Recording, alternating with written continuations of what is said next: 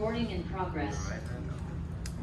Okay, so we have kind of a fun night, I think, because game theory is usually pretty popular. So tonight is game theory and bargaining. So no, we're not going to open up Monopoly and start playing, but we're going to talk about the theory of strategic behavior is how I like to characterize game theory. I thought the choice of the name was maybe kind of childish because we might think of our video games or something, which of course deal with strategy, but this turns out to be a pretty powerful tool for analyzing complex situations in a not so hard to learn way.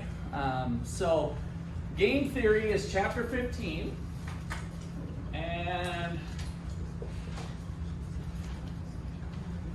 when we think of game theory, we want to be thinking about the theory of strategic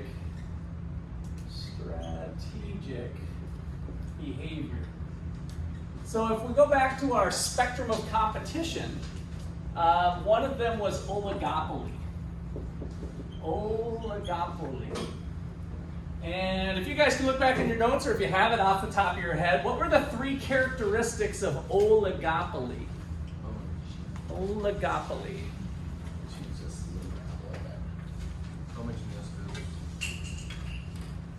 Homogeneous good? Partially correct.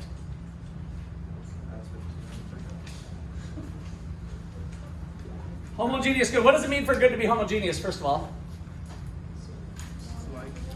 They are what? The same. They're virtually identical, almost perfect substitutes, if you will.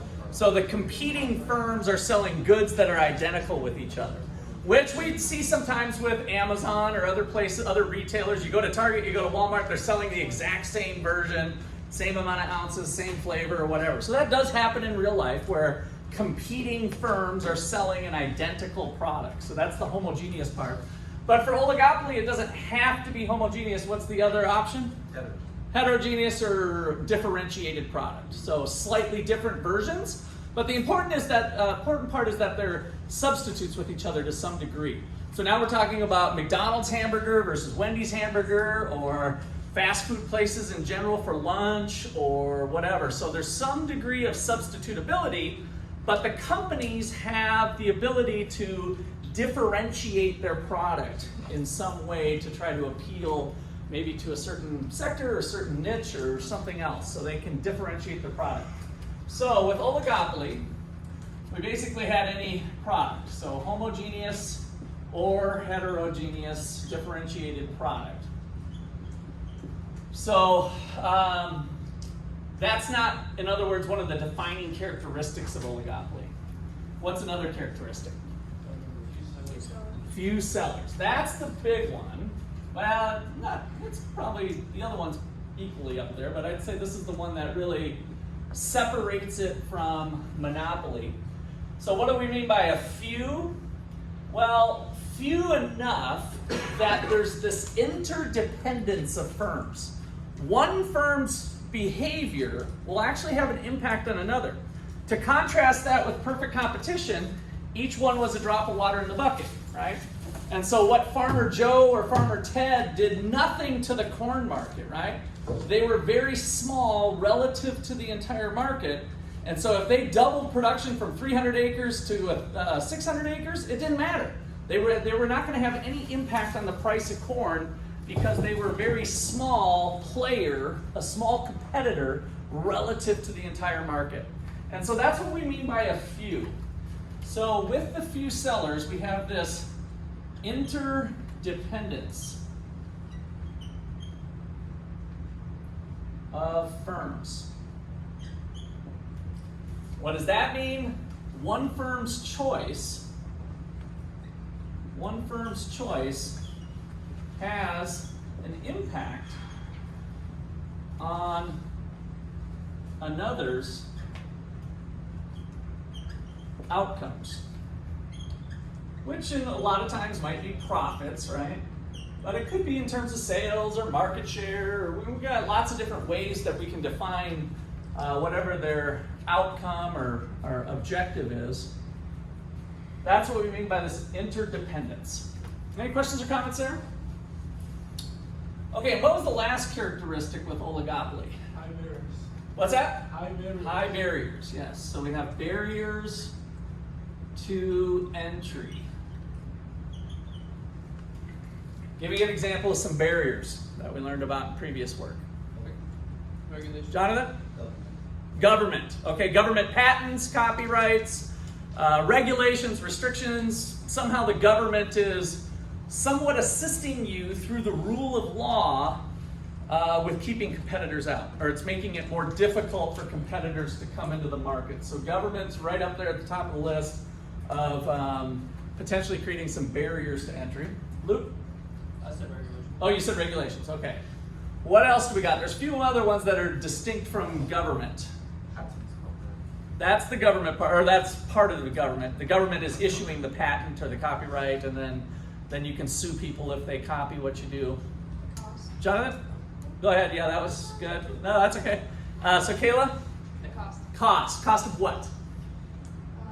Like what it takes to build it. Like you can't just go build an airplane. Yeah, so it's kind of the startup cost for the most part. There could be high operational costs, but if the variable costs are high and you can sell the product fairly quickly, high variable cost doesn't matter quite as much, right? So maybe it is $1 million to produce one product, but if you're gonna sell that product next month, you can live with that, right? But if it takes $10 billion to start up and you need a pile of $10 billion to get started, that could be a significant barrier to entry. Not everybody's gonna be able to fund that. So yes, cost is an important one. So we got government and cost, high cost of entry. Scarcity of resources. Scarcity of resources. So you might have a limited access to resources or some sort of specialized access. That one's kind of a rare one, but it has happened from time to time that you've got some sort of special access to resources. So competitors won't be able to get those same resources even if they wanted to compete with you. Okay, so those are the type of barriers that are there. So that's our setup, right, for oligopoly. And then this one is where game theory is going to kick in. That how do I choose what I want to do when I don't know what my competitors for sure are going to do, and what they do is going to impact me, right? That's different than what we did before with our profit maximization model, where it was all in our control. How do I maximize profits? I produce the quantity where the revenue generated by the last unit produced is just equal to the cost of the last unit. That was all me, right? And there might have been some uncertainty, and we're actually next week we'll be talking about dealing with uncertainty. We might touch on that a little bit tonight as well. But for the most part, it was something that was more of an internal choice, whereas here, my outcome is really heavily dependent upon what my competitor does. Okay, so any questions or comments on the setup? All right, so the theory of strategic behavior. Let's give a kind of a definition here. So game theory is the study of moves and counter moves by interdependent agents. The study of moves and counter moves by interdependent agents as they maximize some objective.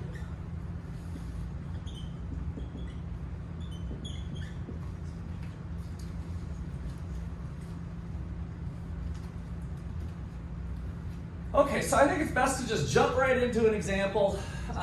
So we're going to do Pepsi and Coke. Some of you have seen this example, but I bet you don't remember all the details, so you're going to see it again. Those of you who had me for principles class, anyway, this is one of those that I do. So suppose that Coke and Pepsi. Suppose that Coke and Pepsi. We'll use a P for Pepsi and a C for Coke. Suppose that Coke and Pepsi are deciding whether to do a high or low advertising budget. A high or low advertising budget.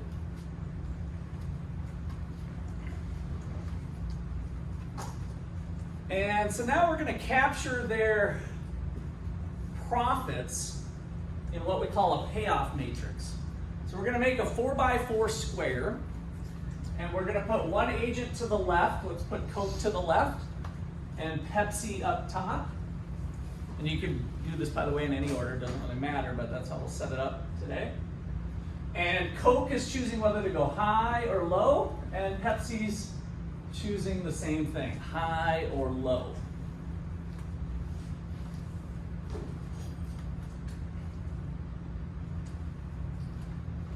All right, so if they both go with a high advertising budget, which means maybe they're hiring some superstars to market their sodas, each one of them is going to make 20 million. So 20 represents the profits that they're going to make if both go high. The first entry is for Coke, Coke's profit. The second entry is Pepsi's profit. Now, if they both go low and kind of cheap out, maybe hire some, not so superstars. So if somebody's getting Britney Spears, Coke is going to call up Britney and see if she's available. And of course, her calendar's been wide open for about 10, 15 years probably, for the most part, other than this lawsuit that she got with vindicating her for getting her royalties and stuff for her work that she does. So Britney's available for Coke. And then we've got, I don't know, who is that basketball star of OU? Huh? Trey Young. Yeah, that was last year, right? I was thinking of another guy that from 2 or 3 years ago that was unbelievable. But nonetheless, you're an Ottawa University basketball star. You're not LeBron James, right? So they go for Trey Young. Is that his name? I don't know. Does that ring a bell? Yes. And he was good. I remember. In fact, I remember Coach Siebes telling me that he was coming on, and I was going to talk to him or something. So, or maybe we were just talking about the upcoming season. So, Pepsi goes with Trey for the basketball, and Coke goes with Britney. And by doing that, they both save a lot of money, right? You can pick up Trey a lot cheaper than LeBron James, and of course, you can pick Britney up a lot cheaper than. Give me the big superstar of the day. Beyonce. Really? That's kind of my day, but she's a little washed up, but she's still hanging in there. But don't we have somebody a little more current? Doja Cat. Doge? A cat? Doja Cat. Doja Cat. Yeah. Doja Cat. Do people agree with that, or is she fooling me here? Is Doja Cat? Currently popular. Okay, she's very popular. All right, good. So we'll go with Doja Cat. So we got Doja Cat and LeBron versus the other way. Okay, so that's the setup, right? We got 50 million versus 20 million. And then here's the deal, though. If Coke cheaps out and goes with Britney, and Pepsi goes with Doja Cat, then Coke is going to make nothing, and Pepsi's going to make millions, right? And then vice versa is true, is if Coke goes with LeBron and Pepsi goes with Trey, then, wait, I said that backwards. Coke's going with who? No, LeBron. Yeah. LeBron, and Pepsi's going with Lamar. Britney. No, it must be Trey, I guess. I think I'm screwing up the order, but hopefully forgive me. It's just the opposite. Okay, and so before we go much further, as we set up, you kind of have to do a little eyeball training with this, is what I call it. So your textbook will do a little color coding, so it's a little easier, and some of my PowerPoints that we might look at later can be color coded, but always the first entry in each cell represents the agent to the left. So this is Coke's payoff. So in general, we'll call it a payoff. The the way I've got this characterized, it's a profit, but it wouldn't have to be. And the second entry is always Pepsi's payoff. Okay, these guys are our agents. Economic agents is kind of the general word. And high and low are the choices. So they represent a choice set. So there's your choices. And then the whole box, the model, so no supply and demand here today, which might be kind of exciting for some of you. So this whole thing is called the payoff matrix. The payoff matrix. All right, does anybody have any questions about the setup? All right, so what should you do? That's the question. Now we still have a profit maximization mindset. How does a firm maximize profits under these conditions of interdependence where what they choose is dependent upon what somebody else chooses? How do we maximize profits? And I think I'd like to take a non-econ major, especially my majors, so this might be ringing a bell in a couple different ways, but so I'd like maybe a non-econ major to think about what would you do? Suppose you're Coke and you're trying to maximize profits. Should you go high or should you go low? Or how would you play the game? Can you mix it up? Mix it up. Good question. So the answer is, it depends on what you mean by mix it up, but we're going to play it one time.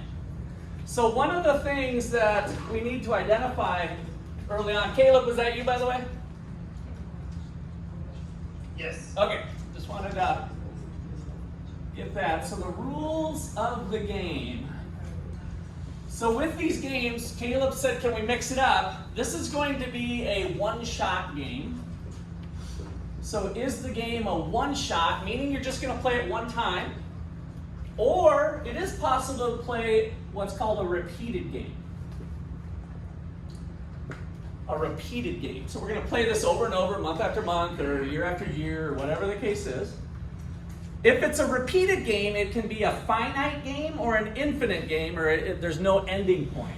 So if it's repeated, is it finite, which means we're going to play it 10 times, 12 times, 20 times, 100 times, or is it infinite or no ending? Infinite just means we're not going to necessarily play for infinity, but there's no ending time specified.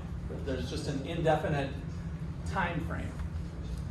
So for this game, Caleb, to answer your question, what if it was a one-shot game? You're only going to play it one time. Go high. Go high. So Caleb's saying go high. Why is that? Because you're at least going to get 20. If you go low, you run the risk of getting 0. Okay, so you're trying to avoid the 0 outcome? Yes. Okay, so you kind of come up with different strategies of, well, maybe I want to avoid the worst outcome. That's a possible way to play these games. You might be a little more conservative and avoid risk and like, okay, my main consideration is I want to avoid the worst outcome. And so 0 is the worst outcome, and so maybe that would be an approach to taking it. Okay, other people. Which outcome's the best for both companies in a sense? I mean, if they both go low, Okay, good. Brianna? but again, then you risk not knowing if Pepsi's going to go high and ending up with 0. Okay. So there's more of a risk involved if you both go low versus if you both go high. Yeah, so how is the game going to be played? Is it going to be simultaneous, where we are making our choice without knowledge of what the other one did? Or is it going to be sequential, where I'm going to move first, and then the other person's going to get to move? That would be an important rule of the game that we need to add here. So number 2 is, do we have a simultaneous or sequential game? So simultaneous game means that you make choice. You don't actually have to do it like rock, paper, scissors, like 1, 2, 3, the count of 3, we make our choice. You don't have to do it simultaneously, but the important part is that you're making your choice without knowledge of what the other one did, right? It doesn't matter if I make my choice this week and you make your choice next week. It has nothing to do with that element of simultaneous. So you're going to make your choice without knowledge of the other's choice. So that's a simultaneous game. And sequential, of course, is just taking turns. You move first, and then I move, knowing what you did. So a sequential game is another thing that we'll take a look at. You guys have probably heard maybe from some other classes, the first mover advantage, or maybe not even from class, but a first mover advantage. Like, do you have an advantage to move first? And that would be potentially relevant with a sequential game. Okay, so let's say that this is a simultaneous game. So we're going to play a simultaneous one-shot game. And so I think Brianna's comments are still relevant here. I just wanted to highlight that I'm not going to know, if I'm Coke, I'm not going to know what Pepsi chose when I make my choice. And so 50-50 is the best outcome for both.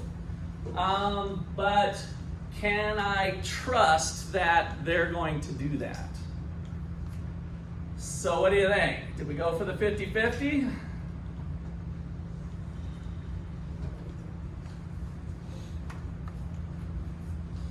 Could they make a deal with each other? Monopolize the soda market. I mean, do you Sure. see? Would you trust those pesky liars at Pepsi? That's right, yeah. So it still comes down to a little bit of a level of trust, but maybe we could develop a contract that somehow held water. Of course, in this particular case in the United States, can you agree on stuff like this? No. So we have the antitrust laws. You know, companies do joint ventures and joint projects, but anytime you start to dabble in that area, you might be called to question on whether you're violating antitrust laws and find yourself in a lawsuit. So certainly price fixing, where Coke calls up Pepsi and says, hey, we're going to run a sale this week. Probably be a good idea if you did a sale at the same time. And so they kind of collude on prices. That's illegal in the United States, not illegal everywhere, right? Especially where corruption runs free in some other countries. So that brings up the third rule of the game that we need to explore. And is this a cooperative or non-cooperative game? Cooperative or non-cooperative? So in a cooperative game, the parties are able to cooperate with each other. So you can work together. And in a non-cooperative game, you can't, right? So this is kind of, you know, competition and or illegal to work together.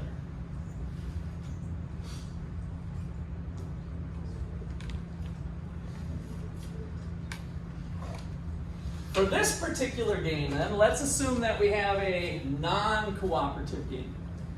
So now we've got some rules going on here. For this particular choice, both Coke and Pepsi have to realize it's a one-shot, simultaneous, non-cooperative game. And that's the lingo that we use in game theory to set up how you are going to solve for equilibrium. So equilibrium in general is a situation in which nobody has any tendency for change. So that's what we're going to be seeking for. And let's go ahead and write that out. It comes to us from John Nash, a Nash equilibrium. So we were doing where the two lines cross, and we talked about if price is too high, there's going to be forces by both buyers and sellers to want to see prices fall. If prices were too low, then we're going to see forces pushing price up. And so the equilibrium price, that was the one where quantity supplied equals quantity demanded. Everybody's kind of happy. It's a situation in which there's no tendency for change. All right, so a Nash equilibrium, John Nash, how many of you have seen the movie A Beautiful Mind? Show of hands, Beautiful Mind. It's an old movie. It's about John Nash, who was kind of a brilliant mathematician, economist guy, and he was crazy. So that's what made for a good Hollywood film. He would hallucinate and see people that weren't there. And so this is what a lot of geniuses do, right? They're so dang smart that they kind of go bonkers in other ways. And John Nash was one of them. So it's a really interesting biography of his life, basically. He did win the Nobel Prize in economics, which is our highest, most prestigious award for what I'm showing you today. So this work is what he did in the 50s, and he was the pioneer with that work. So he came up with this notion of equilibrium, and a Nash equilibrium is a choice combination, or a choice set. I'll put choice combination. A choice combination such that neither agent wishes to switch choice, taking as given the other's choice.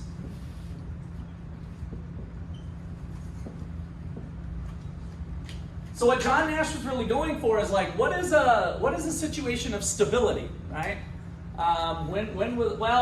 If we're resting at a place where this person chose this and this person chose this, and neither one of them has incentive to change, that's kind of a notion of stability under these circumstances.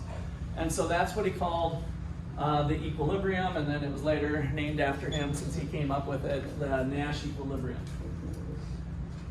Okay, so where do we end up with all of this stuff so far? We got a little more.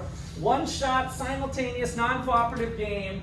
What would be your prediction of where this game ends up? So we've had some people voting for 20, for various reasons. Where do you think we'll end up? Noah? High and high, so 20 to 20. High and high. Why do you say that? Because no matter what, the best play for Coke is to do high no matter what Pepsi does. And the same for Pepsi is to play high no matter what Coke does. Okay, good. So you are bringing up a different concept. I'll circle back to Nash equilibrium. But you can also look for a dominant strategy. One way to solve these games is to see if any player has a dominant strategy. A dominant strategy is a choice that makes an agent better off no matter what the other person does. And that's kind of what Noah just highlighted in his own words there. So a dominant strategy is a choice combination, which in this case, we just have a single choice going on, but this can get complicated. We could have future choices or something. That's why I'm using the word combination. But here we're just choosing one thing. I'm either going high or I'm going low. So a choice combination for an agent that makes it better off no matter what the other agent chooses.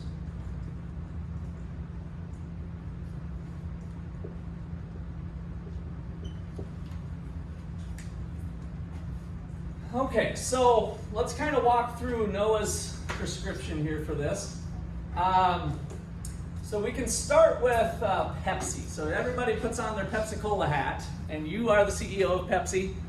And what we're going to do is a little game of, well, what if Coke chose high? What would be my best response as Pepsi if Coke actually chose high? High or low for Pepsi? And I'm blocking this out because we're assuming that Coke is going to go high. If that happened, what should Pepsi do? High, right? Because 20, this is where you need the eyeball training, 20 is greater than 0. Remember, it's the second entry that's Pepsi's payoff. And so it's 20 versus 0. What would they rather have? If they're a profit maximizing company, they're going to take 20. So Pepsi would go high. Okay, so we got that answer. And then if Coke happened to choose low, what would Pepsi want to pick? High, because 100 is greater than 50. Therefore, Pepsi has a dominant strategy of picking high. Same is true for Coke, real quickly. If Pepsi chooses high, what should Coke pick? High, because 20 is greater than 0. And if Pepsi chose low, what should Coke pick?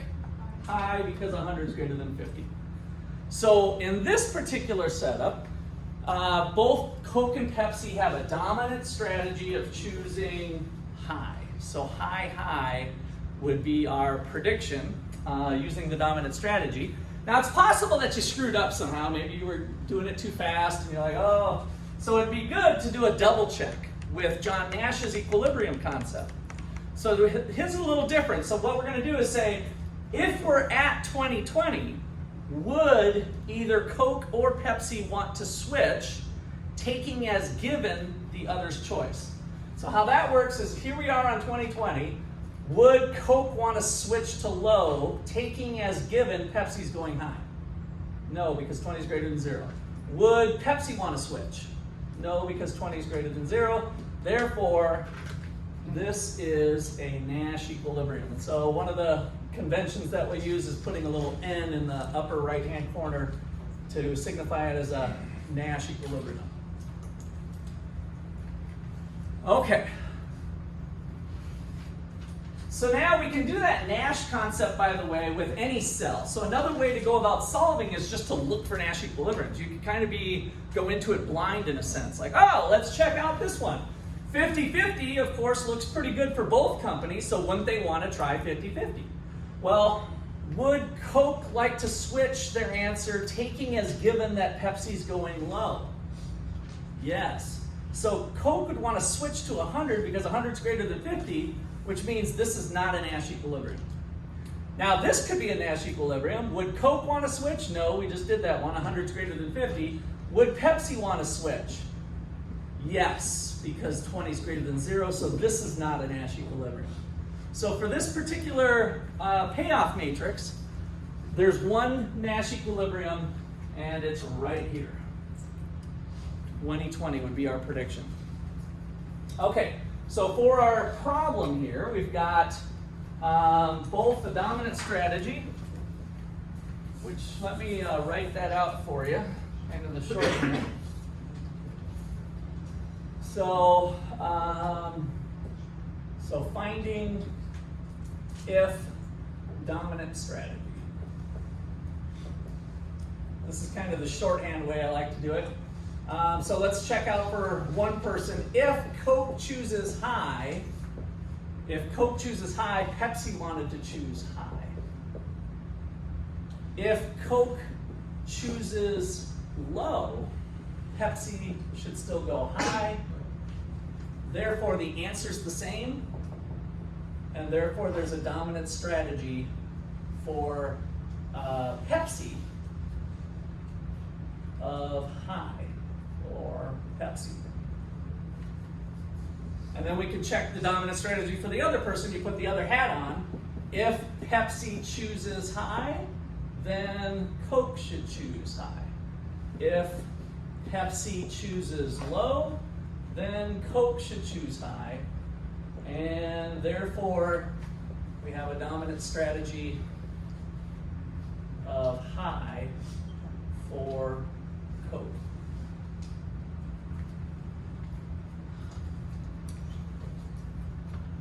So that's kind of your answer to the problem, basically. If you see one of these on your homework or test, that's what you're doing. Where would this game end up? Your prediction would be 2020. Now, this game is called the prisoner's dilemma.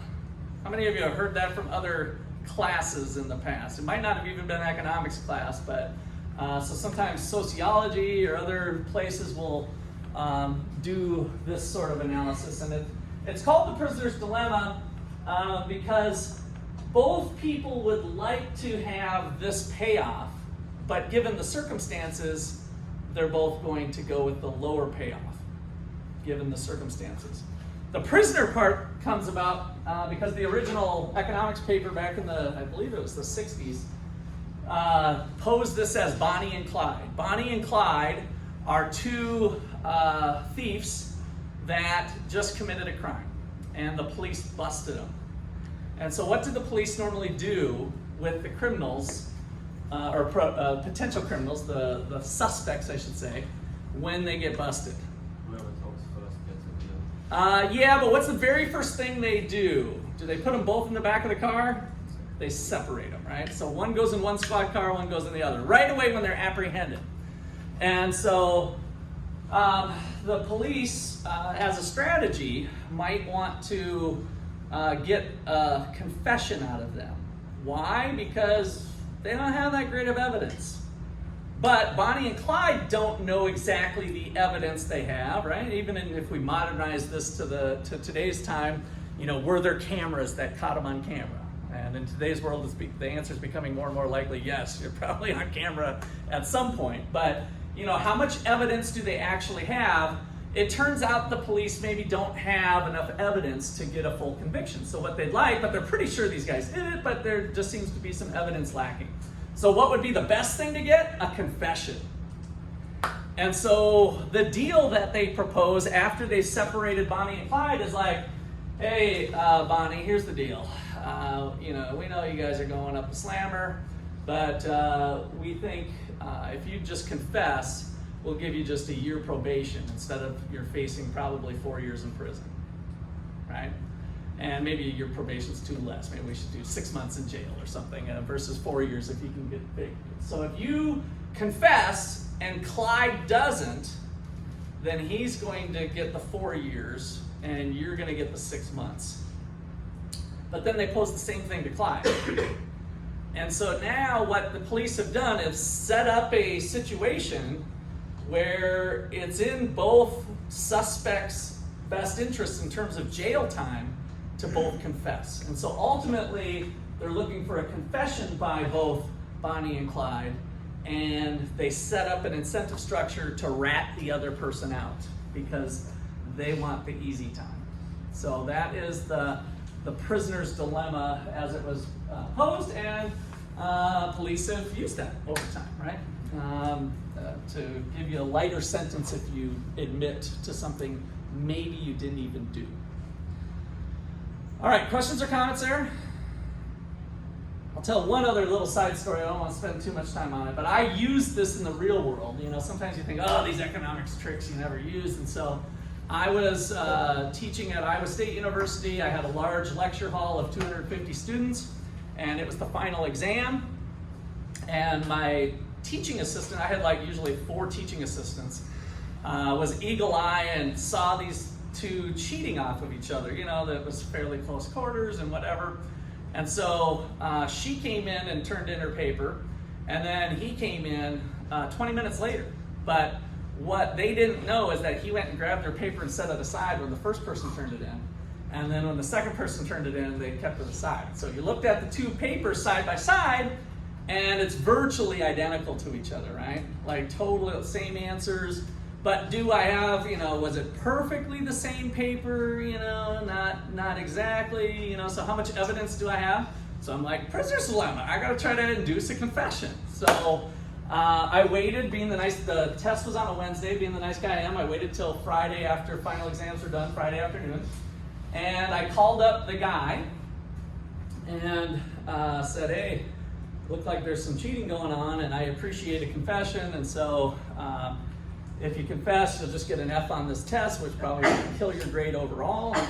But otherwise, you're going to get an F for the course, and I'm going to report you to the dean, and you'll face academic probation or whatever. And he's like, I didn't do it. And I'm like, he's good. So then I laid it on a little thicker about the penalties and kind of rehashing everything. He's like, I didn't do it. I'm like, okay, I'll get back to you. So then I call up the female student and give her the same riot act, and she's like, I didn't do it. And I'm like, well, listen, it'd be a shame if, this happened, and then all of a sudden, I never cheated before in my life, I'm so sorry. he didn't know it. Because I said that if she admitted it, and if somebody denied it, of course I didn't tell her that he denied it.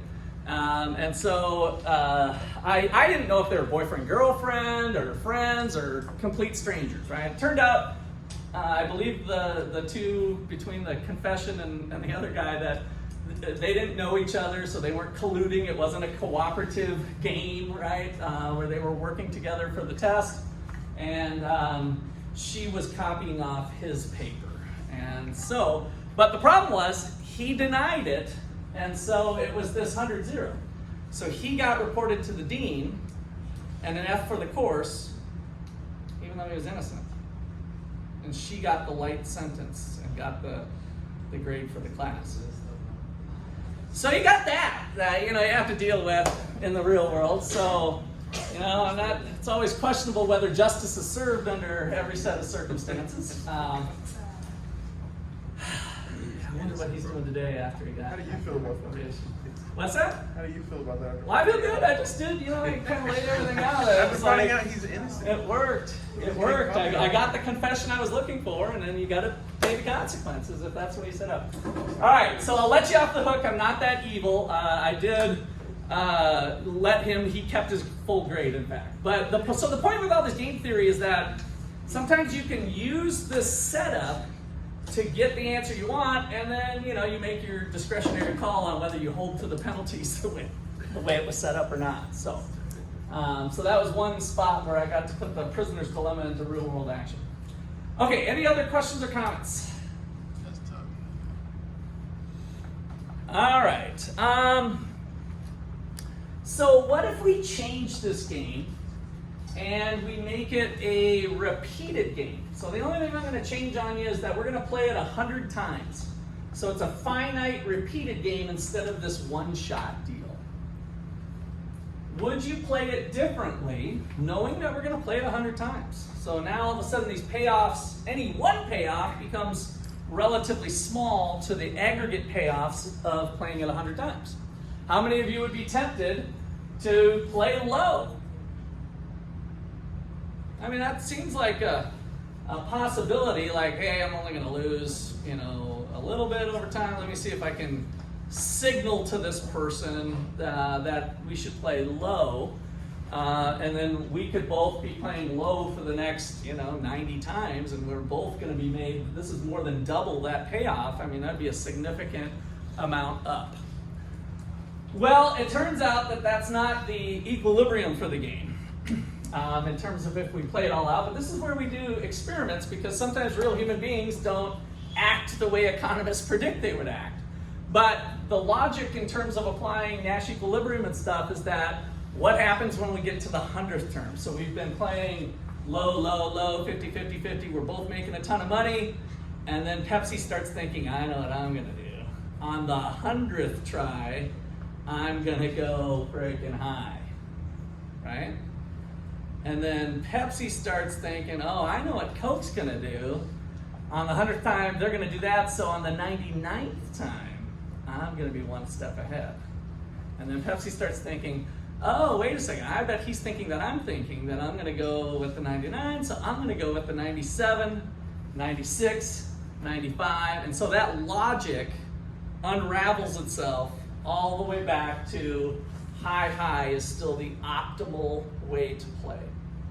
And again, when we do real world situations, we see how people act, and they may play a little differently depending on the circumstances. But when real money's on the line, that can make a difference too. So sometimes the experiments can be misleading depending on how they're framed and done. What if we played it an infinite number of times? So now we're back to a repeated with no ending point.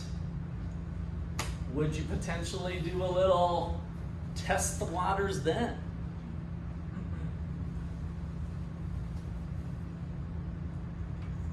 That one changes things, believe it or not. This is a level of detail we won't get into exactly in this class, but when we don't have an ending time, we don't have that same logic I just did with the 100th time versus the 99th time versus 98th time.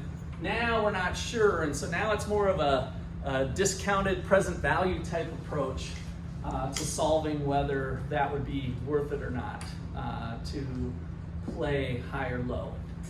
All right, so we have all of these kind of nuances, which is part of why Nash won the Nobel Prize in economics, is that I just taught you guys this in 15 minutes? Could I teach this to a 7th grader? And they would understand it probably? Yeah, basically the rules, right? So that's what part of the beautiful mind is all about. Something's beautiful when it can handle a high level of complexity, but be pretty easy to work with. And so that's a pretty neat thing when that happens in any discipline, but economics or mathematics. So this thing has 72 different permutations to it. So if which isn't immediately obvious, but suppose I make this a 30 instead of a 20. You guys don't do this on your papers, but I've changed the payoff matrix, right? Because now Coke would choose low, 30 is better than 20. So that's one of the 72 permutations that are possible with this simple little 2x2 matrix. Let alone adding on 3x3, because we can have 3 choices and make this bigger, which I think you'll have a little bit of that in some of your homework and tests. So that is a neat thing about this. It's been very powerful historically. So John Nash worked for the federal government. What's the Cold War? The war between Russia and USA. Russia and the USA, and how many guns were fired? 0. So that's the cold part of it. So what were they doing? Does anybody else know what, Jonathan? Nuclear arms race. Yeah. Space wars. Yeah, so we had this nuclear arms race, which basically meant the United States was building enough nuclear weapons to annihilate the world, and Russia was building enough nuclear weapons to annihilate the world. And so the one possibility was, let's go to war, and the world will be annihilated. Well, that doesn't sound like a very good solution, right, to the end of the game. Well, John Nash came up with that solution. He's the one that developed that strategy by using game theory. He said, keep building up the military, and people are like, oh no, what if, this could be bad, and we'll annihilate it, we'll start the war. And he's like, no, because this is the way it's going to end. They're going to build it up, we're going to build it up, and neither of us will have any incentive to use them. And he was right. And so that was using game theory. Among other things, he was a code breaker. If you watch the movie, he did code breaking when they were doing secret codes back and forth. And so real interesting stuff. So all of that kind of came from this game theory stuff. All right, so let's do another one. So this time we have 2 young lovers, madly in love, been going out for a little while, and they have a problem. The couple weeks from now on Saturday, the 2 baddest hombres in the UFC are fighting each other. And at the same time, the Russian ballet is in town. So we got 2 big events. The Russian ballet hasn't been to town for years. This was obviously pre-Ukraine-Russia crisis. I did actually see, there was a little blurb on, what's the famous Russian ballet dancer? Male. You guys heard his name, you'd know it. Although you are younger, maybe you wouldn't know it. I want to say Tchaikovsky or something, that's not right. It may be able to come to me. But anyway, probably not relevant and none of you know anyway. So he was actually speaking out against the Ukraine-Russia war, and he is Russian. So he was part of the Russian ballet. And so that's our choices. We got 2 young lovers trying to figure out what they're going to do on the Saturday night. So here's the setup. We've got Chris and Pat, and they're both trying to make a decision about going to the fights or the ballet. The fights or the ballet. Now they're madly in love with each other, so one of the most important things is just doing things together, right? They want to be together and share their time. And so if they go to the fights together, Chris gets 3 units of happiness, and Pat gets 2. And if they go to the ballet together, then Chris gets 2 units of happiness, and Pat gets 3. Now, if they go opposite, if Chris goes to the fights and Pat goes to the ballet, they each get 1 unit of happiness. And if Chris goes to the ballet and Pat to the fights, then neither one's very happy. They each get 0. So, what are they going to do?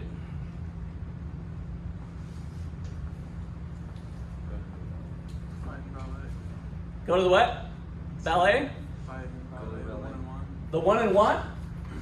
Yeah, Why do you say that? make it fair, I guess. But this is measuring their happiness, so let's just test what that would mean. So if we are at 1 and 1, is it a Nash equilibrium? So look at your definition for Nash equilibrium. Is 1 and 1 a Nash equilibrium? Everybody read that definition. You should have it in your notes.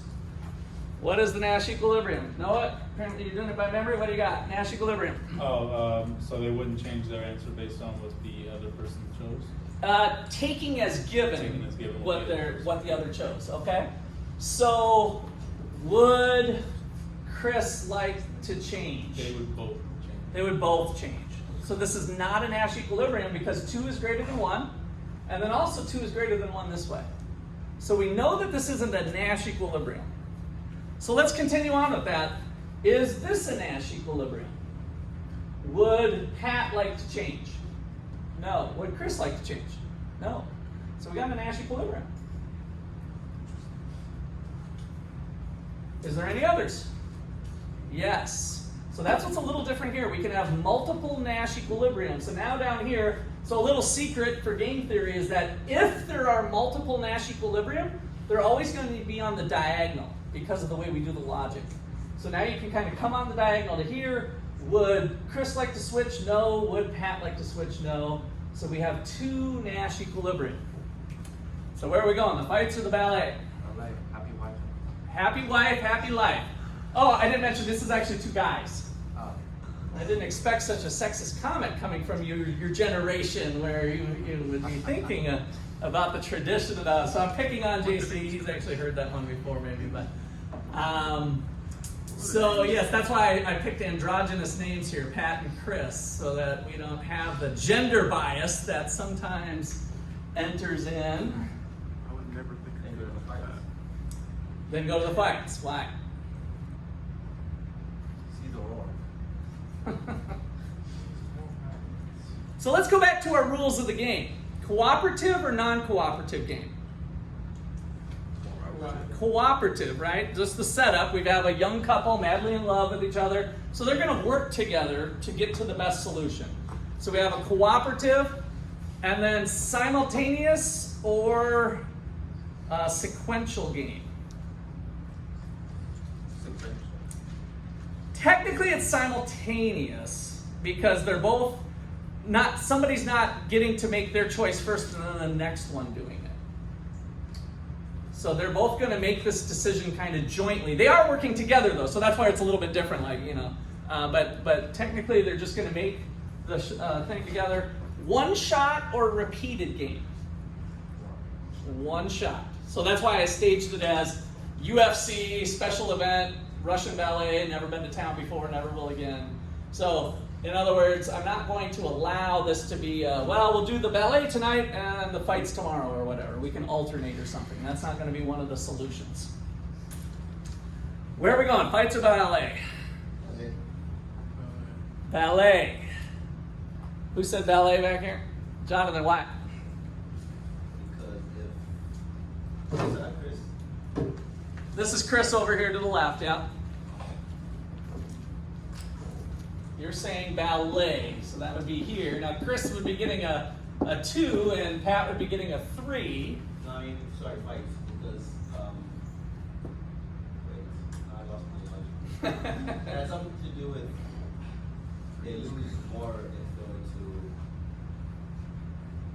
to. Well, each person's losing an equal amount here. So if we think about the household happiness, if you will, the total's 5. Yeah. So who likes the fights? I guess let's identify that. That's one thing we can pick out of this. Who's the fight liker? Chris, right?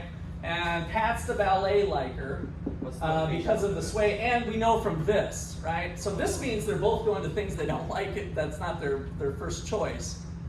Here, at least they're getting a little bit, but we've got this love that doubles the payoff. Even if you go to the thing that you don't like as much, it triples the payoff if you get to go to the thing that you do like, because we're in love and we do it together. JC. What's the location of the venues? If it's in the same area, you can go to the fights first and then go to the ballet later, because it's gonna. No, one shot, same time, same channel. So these are the things that I like to just assume away. Yeah, we won't have those details to bog us down. How about side payments? What could one agent do to possibly change the game a little bit?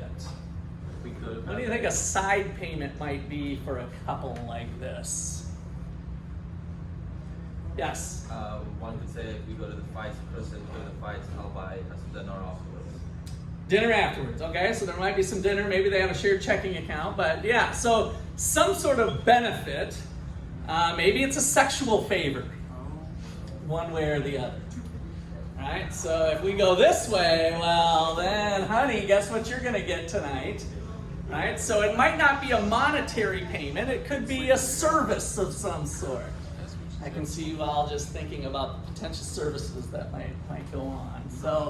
So that's a possibility, but that comes down to changing the payoffs, right? So if we do that, I'm also kind of materially changing the payoffs by adding a side payment feature. But it is something that we do with game theory, is that there might be this element of adding a side payment to make a deal happen when we have kind of a push. So what we've set up here is a push situation. Each agent wants to do one of these things. So what we've narrowed down is that through using game theory, are they going to go to the fights or the ballet together? So yes, we've been able to rule out this one and rule out this one. So we've narrowed things down by using our logic. There's no dominant strategy. We have multiple Nash equilibrium. So given all those circumstances, how might this young couple figure out what they're doing Saturday night? There's one thing we haven't talked about. Flip a coin. Flip a coin. Let's let Lady Luck decide where we're going. Does that seem kind of fair? Yeah, no side pay, assuming we throw out all the things. I mean, you guys are bringing up real world things. That's what I expected you to do. And as a good economist, I just say, nope, we're going to assume that one away. Right? And I get rid of them. But one of the options here is to do a flipping of the coin since the payoffs are similar. And that is called a mixed strategy equilibrium. So a mixed strategy equilibrium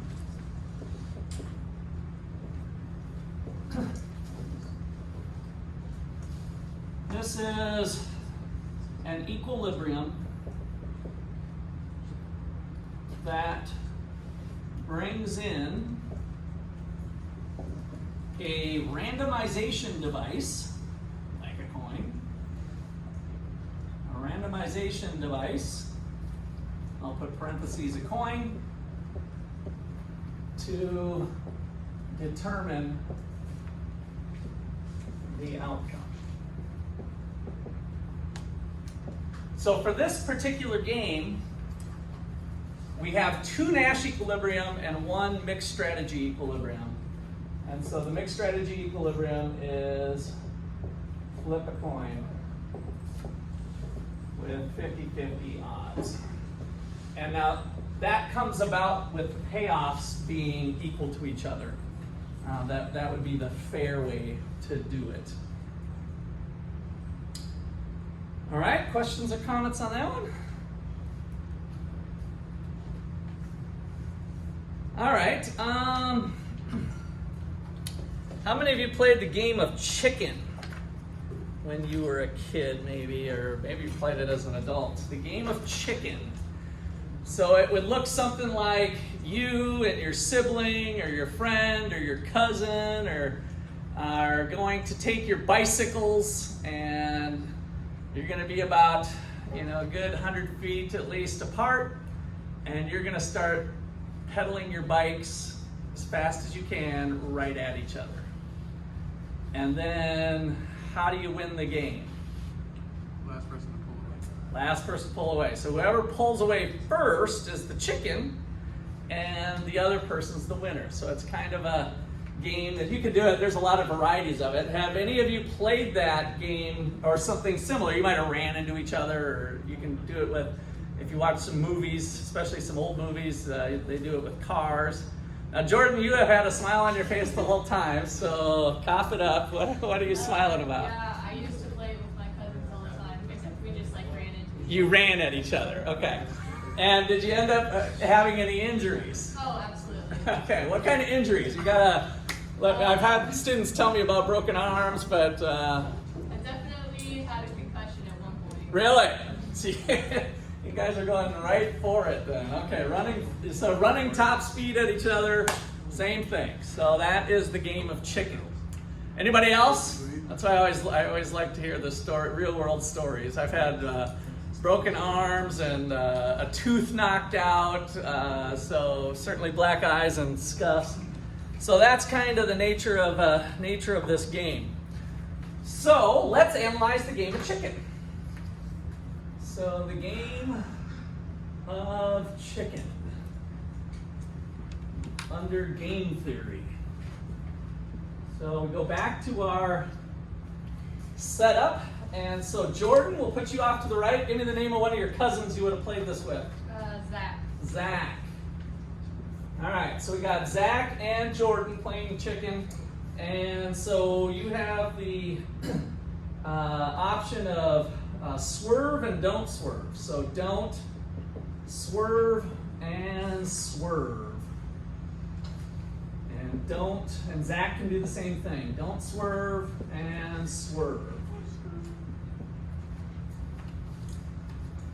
And so, as Jordan found out, when they both don't swerve, it hurts.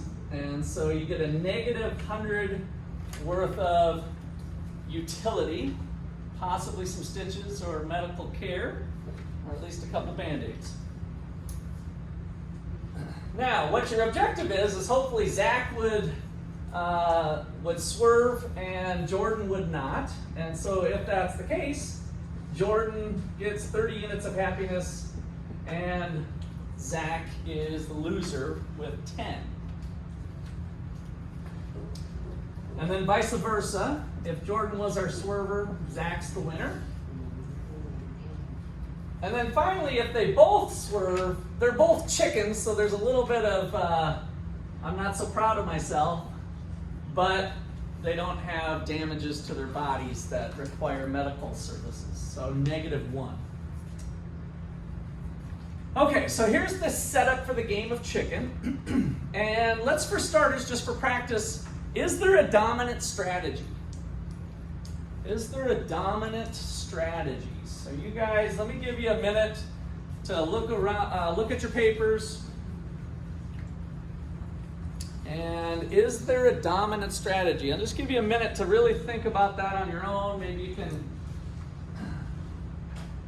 look at what you got. A dominant strategy is a choice combination that makes you better off no matter what the other person does. A choice that makes you better off no matter what the other person does.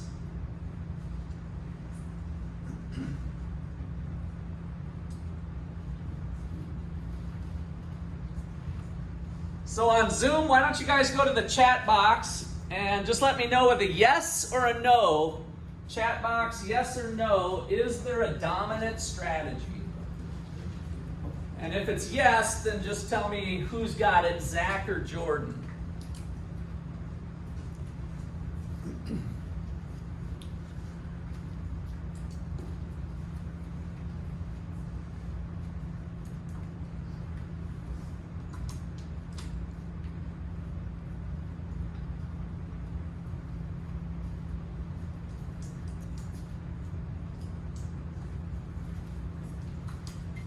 All right, answers to the chat box. Do it up. You can guess, it's due now. Everybody needs to answer. If you're just guessing, then just guess. But I want an answer in the next 3 seconds. Yes or no? Class, yes or no? Is there a dominant strategy? No. No. All right, so if Jordan doesn't swerve, what would Zach want to do? If Jordan doesn't swerve, what does Zach want to do? Swerve, because negative 10 is better than negative 100. But if Jordan swerves, what would Zach want to do? Don't swerve. And so the answer changes depending on what Jordan's doing, right? And then the same thing's true for Zach. If Zach doesn't swerve, what would Jordan want to do? She'd want to swerve. If Zach swerves, what would Jordan want to do? She would not swerve. So there's no dominant strategy. There's no choice that makes you better off no matter what the other person does. All right, is there a Nash equilibrium? A Nash equilibrium is a choice combination such that neither agent wants to change their mind, taking as given what the other one's done. Is there at least one Nash equilibrium? Yes or no?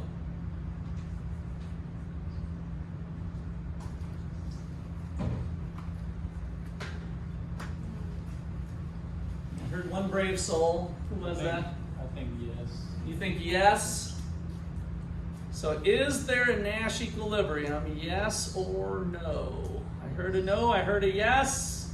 Chat box, yes or no? Is there a Nash equilibrium? You got 3 seconds. Chat me up a answer here for 3 seconds. Brianna says no. Where's the rest of you? Kayla. Oh, Kim said no, maybe already. Oh, no, there was the first one. Kim said no. Maddie said no. All right, no Nash equilibrium. How many people say no? Show of hands. I had quite a few no's going. How many people say yes? All right, some of you need to work on this stuff a little bit more. The answer is yes, there is a Nash equilibrium. Where is it? How do we do it?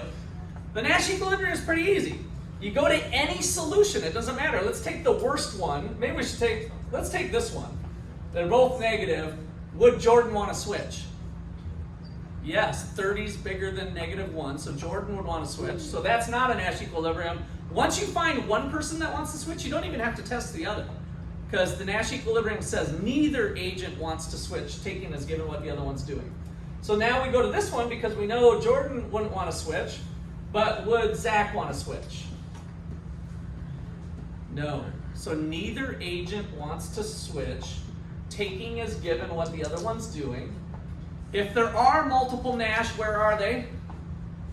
On the diagonal, so you can skip going to this one and just go down to here. Would Jordan want to switch? No. Would Zach want to switch? No. Nash equilibrium. So with the game of chicken, we have 2 Nash equilibrium.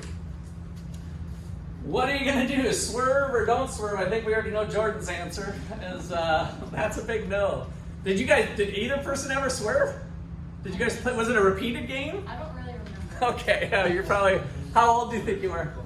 Roughly. Probably like 8 or 9. Okay, yeah, that'd probably be the right age range to try to do this.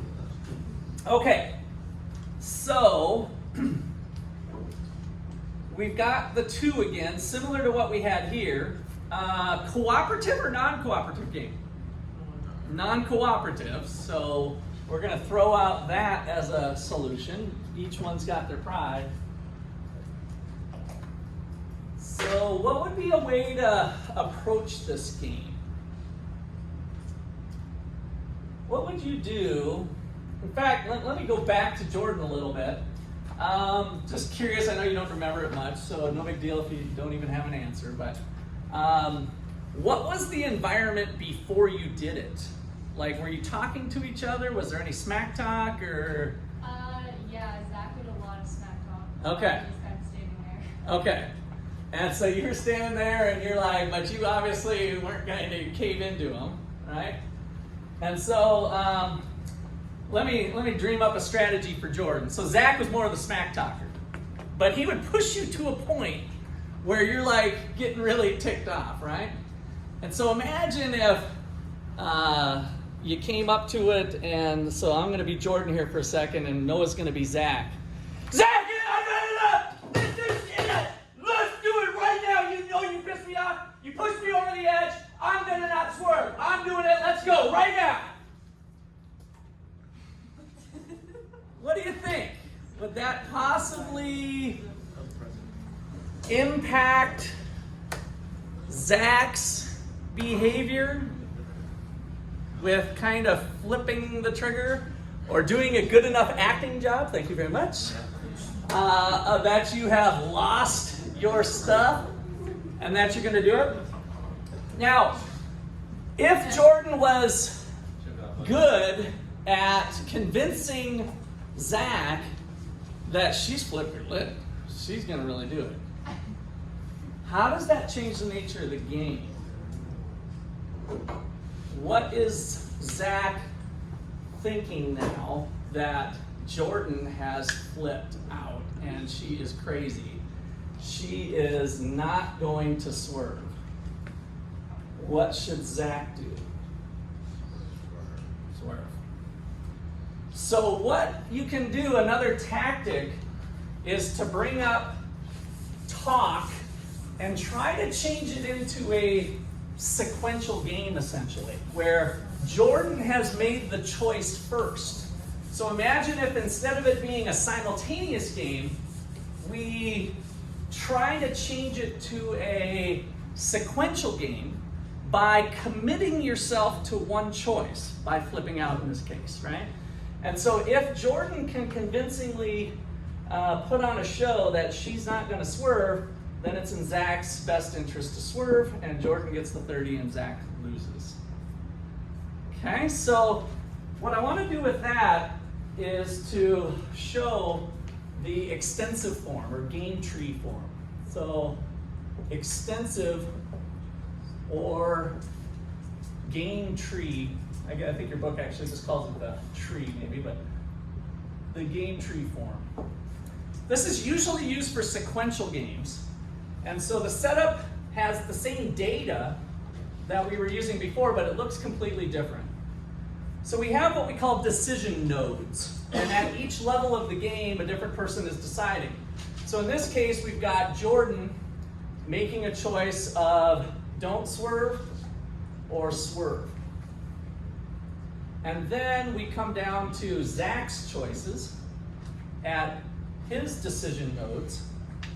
And he's making the choice of don't swerve, swerve, don't swerve, swerve. And then at the end of the branches are the payoffs. So if both don't swerve, we are at the -100, -100. If Jordan doesn't swerve, but Zach does, we've got the 30, -10. If Jordan swerves and Zach does not, -10, 30. And finally, if they both swerve, we get the -1, -1. So the data that we're looking at is identical to what we did here. It's just a different way of viewing it. And so for a sequential game, this is typically the setup that we do.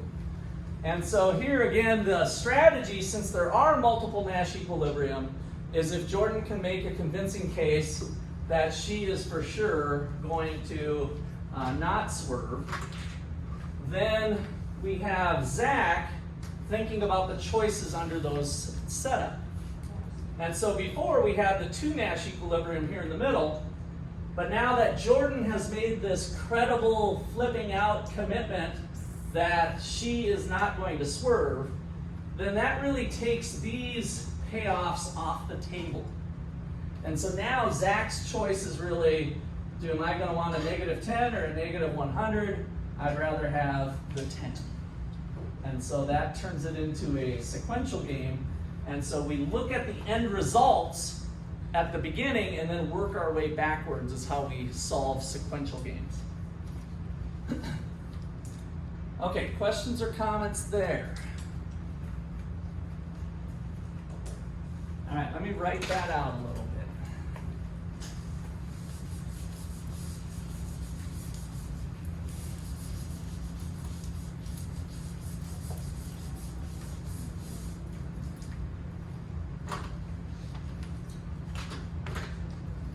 All right, so one strategy for Jordan is to try and convince Zach that she is going to not swerve.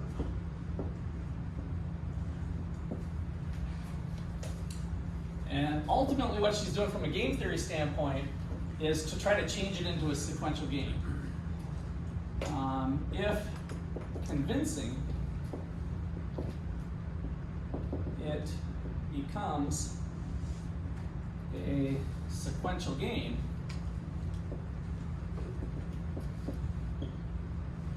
and Zach's best response is to swerve and be the chicken.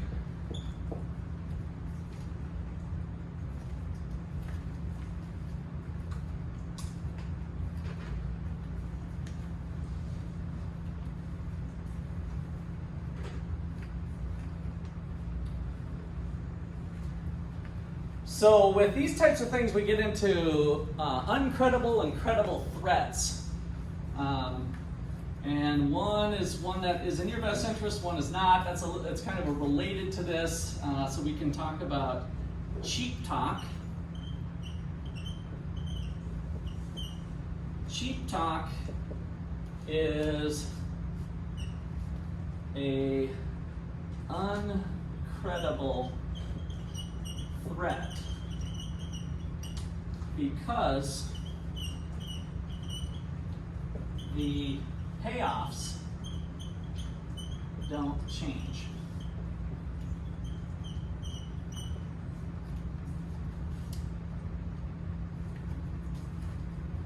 A credible threat is one in which the incentives are such that you would carry it out. It's in your best interest to say, maybe it's some cheap talk before or smack talk or whatever, however we want to phrase it. And then, but when you say it, if you make that choice, it's actually in your best interest. So that's a credible threat versus an uncredible threat. All right, so you can see lots of the nuances that we get into. So let's go ahead and take our break. I got another one that I want to show you still. We got a few other things to cover. But we'll take our break and let's just plan on quarter to the hour. So that'll give you a little over 15 minutes and then we'll pick up there.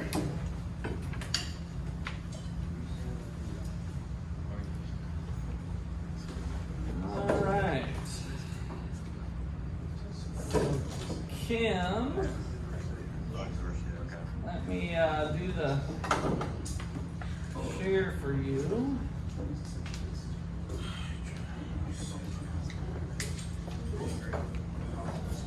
Recording stopped.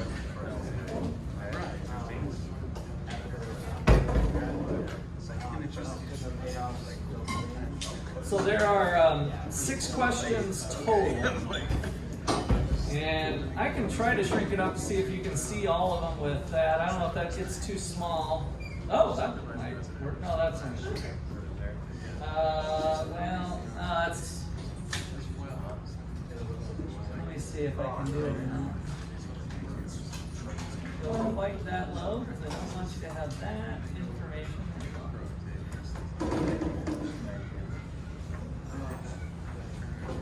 Let's see if we can do it this one.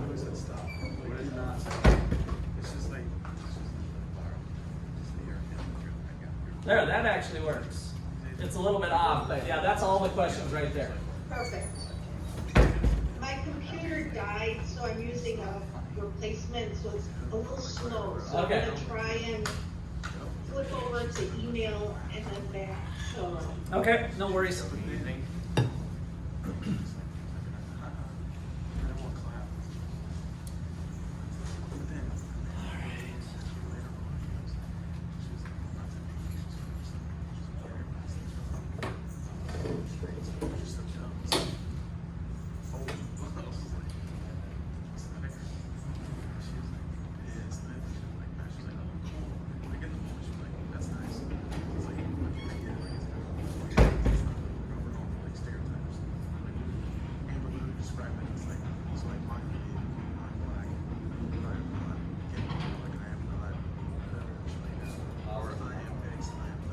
One or the other. Russ, we have a guy from Dubai, so in Econ, when you do your Dubai contrast, you can ask him about it.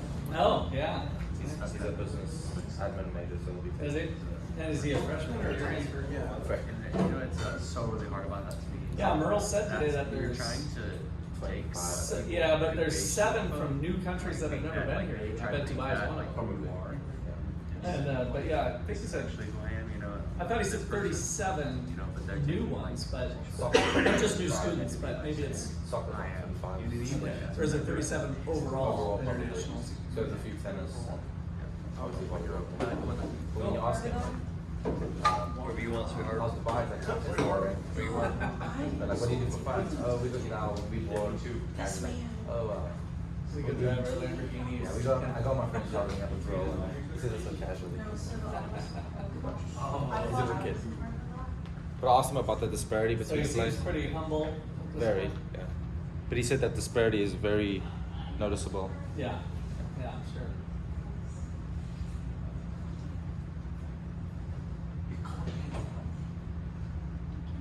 Oh, yes, I can't remember. I don't think there's a chance.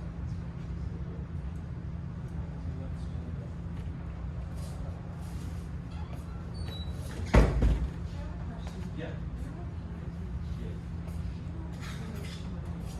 He works in IT, but he doesn't know anything. He just started.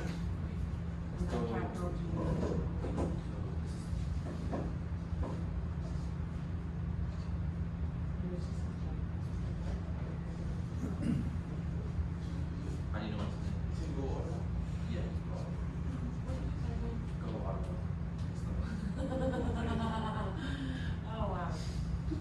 I'm sorry. I mean, That was oh, my I thought it was, I thought it was Go Braves. Everyone told me Go Braves. What was it? Go Braves? Go Braves was like 2 years ago, right? Or something? No, it's been Go Ottawa for So years. what, people used to use Go Braves for something. It might have been like 11, 10 years ago, but that's been Go Ottawa's for as long as I can remember. Because when I came to me, something was Go Braves. Thank you so much. Do you ever need any further help? What's this? Email or you help? Will do. She told me you need to go, oh, you help us, and I keep going. Because sometimes, you know, the computer, like, it won't go. I know Candace is working. Right. Any more country issues? No, I fixed it. We had announcements in the comments. I thought it was the same thing, so I walked in and didn't know what to do. Changed the paper and everything, still didn't know what wrong. Really? Yeah, it was one few months. Like, it was old. Are you guys in charge of connecting our office computers to the printers? Do you guys do that? But what are you trying to do currently? Well, because in our office, only coaches computers. Yeah, it's weird. But we had other people connected before, but they just weren't on the house. Yeah, guy named Jared, when we did like on-site and stuff. But, yeah, That would be, I mean, like, not all DAs get. no, I just got an office computer this year. Okay, so get none of the hospital. Yeah. Did you get it through there? I think it was. You can walk in, but I don't let you give you food, because you don't have the privilege. You have the privilege of that access, but no privilege. I've got access, you got resources. So we need to work together. We need to work together. I got access. You wanna work at a Bell Center? I'll give you access. I got access. You don't have access. Bell Center and also the new. Oh, facilities? I don't know. I have somebody at the world we had already. I don't have to the cap though. You don't have to do that. Why not? I don't. I have to every building except probably any door with a key. I don't have access. Any door with a power on. Do you have a company leading something? Yes. Now? August 22nd. Everyone has to talk. Kayla, what are you doing? Did you speak that up? I'm fine. You don't have the rest, pero es que no puedo. Es que I mean, next week. no puedo buscar nada. Cool. Then we can. Who's your new tutor for Mike? Don't know yet.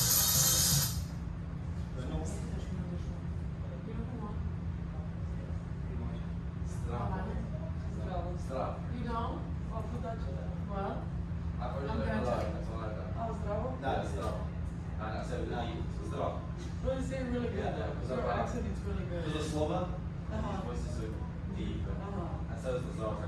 Zdra. Wow. I still Uh, haven't met them. Yeah. No. How about Gemma and E? And the They're on Mirza. I know Tasha and Andrew, of course, so probably India and. Yeah.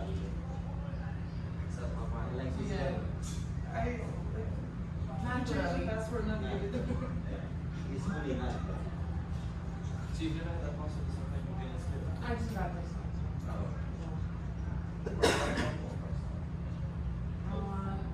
School, just to get me through the year. Well, work too, but I have a computer and stuff. Is like the Hollywood coach you do? Is like you make a first time CEO or what? For a computer, well, we are splitting into offices, so, everyone's gonna have their own desk. Because you go to nice one, you only need to go on that. Oh, no, this is my, sorry, I have a computer like in the office. Still, I don't know, we would, I think every 2 days I'll go down. So I'm learning Spanish, a lot, so most of the Spanish, right? And Serbian's harder, so. Oh, yeah. So I It's will, really good. I would like a lot of this. But he has them in notes, though. Yeah. that's actually a good idea. Doge. Yeah. That is, But you know more. I'm gonna go, the basics, Oh, hello, scary. bye, how are you? Keep going, keep going.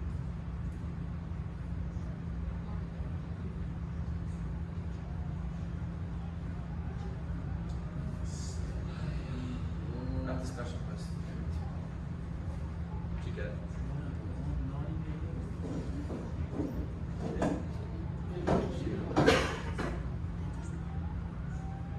But you know.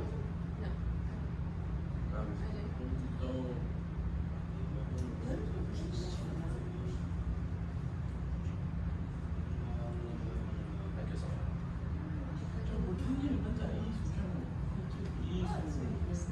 Explain.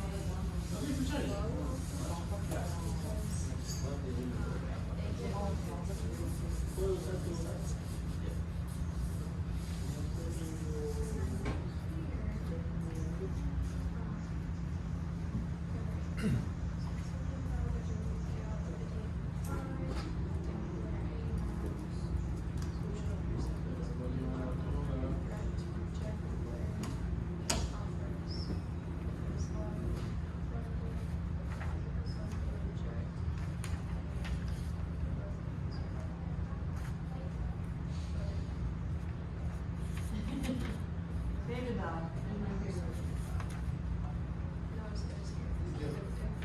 I know this girl.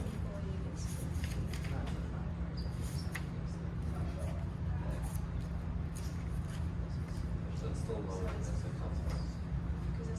Look at you. 4 years. 4 years of West Coast Spanish. It's good.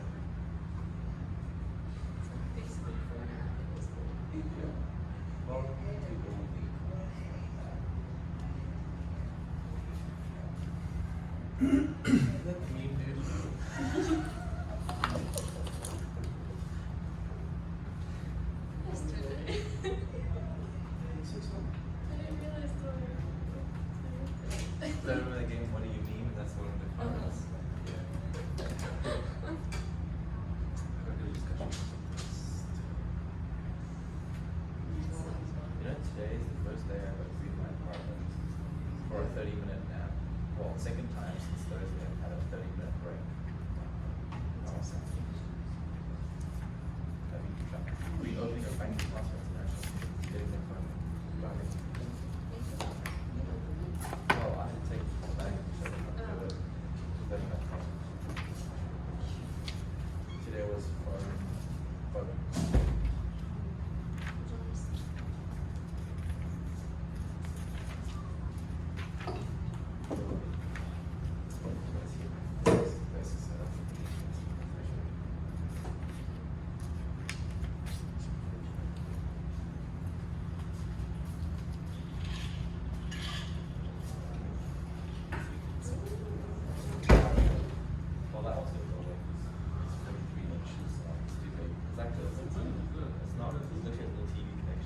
just start. I literally have 40. So I'm taking this away. Yes, you can set it up with your normal ones. That's how it says. It's that one, right? But it's like an old version. So like you borrow this.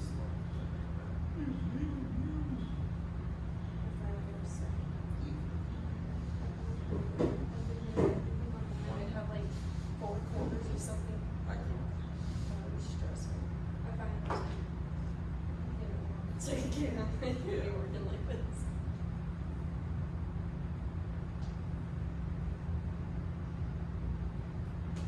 Who is Kevin? Like, have we met him? He's dead. The legal keeper. Oh, the one from California.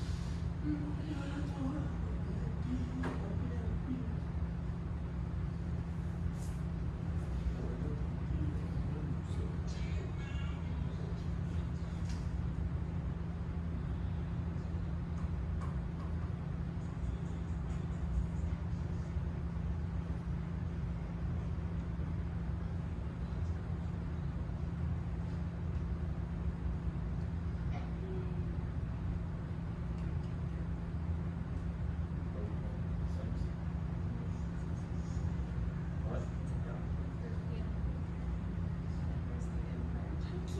So it's this one where you have to like, it's like you generate money over time. And yeah. I finished one of those. I had the lawyer. We had different lawyers.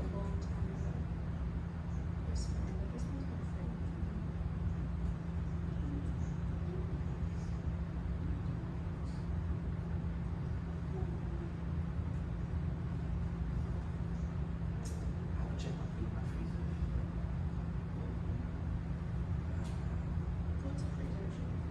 Well, that would be.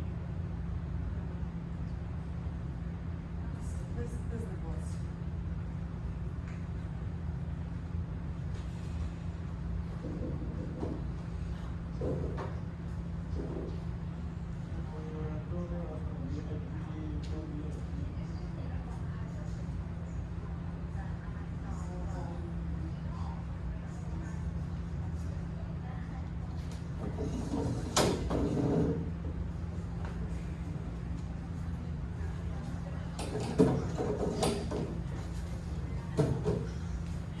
Why is rice not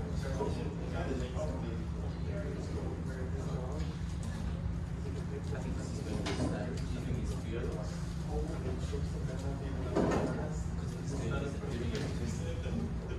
If he's doing this in two, they're probably got him in the like EA. That's the also action. That's just specifically taken second.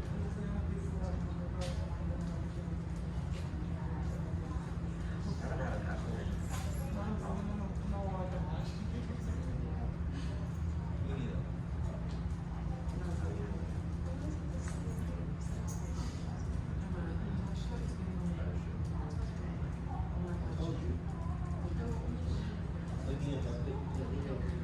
Like Michael like chucked them up with that. I mean, I haven't actually eaten an apple.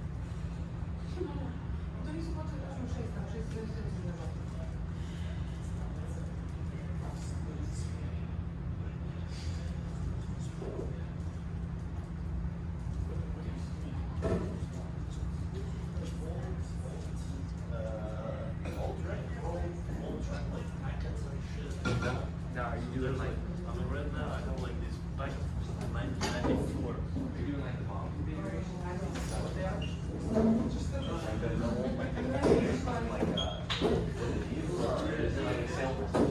we ran hand in hand like with the bill of materials.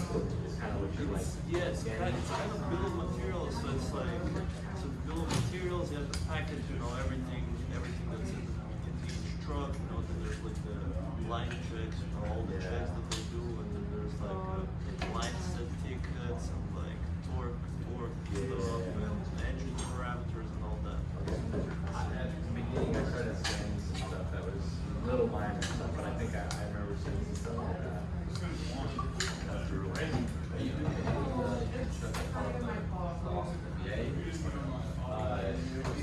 No, I didn't internship. I mean, I got it because of the MBA, but I didn't do it. So it's not like us, we have to have a class to be able to do this.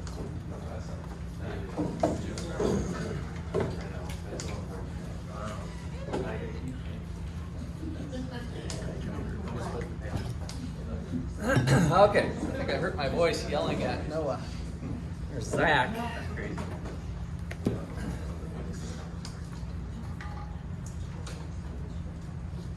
You didn't warm up properly. No. Didn't do the mom made much my M&M's. Little exercises. The element of surprise is so important, so I didn't want to give it away. Yeah, you would have by- tipped us off. You were there like, I swear.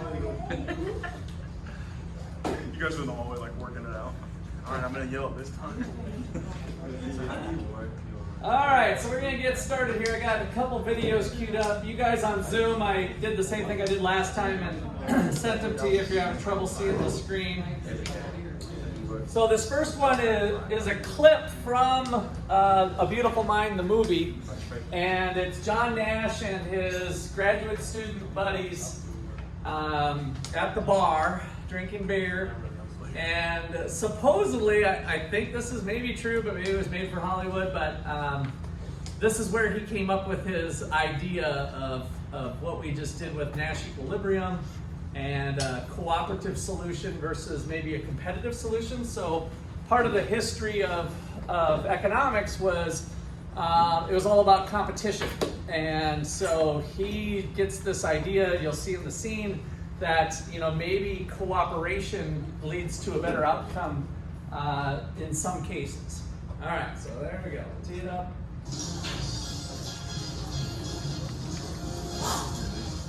Deep breaths. Yes, you might want to stop shuffling your papers for 5 seconds. I'm not buying you gentlemen beer. No, we're not here for beer, Mike.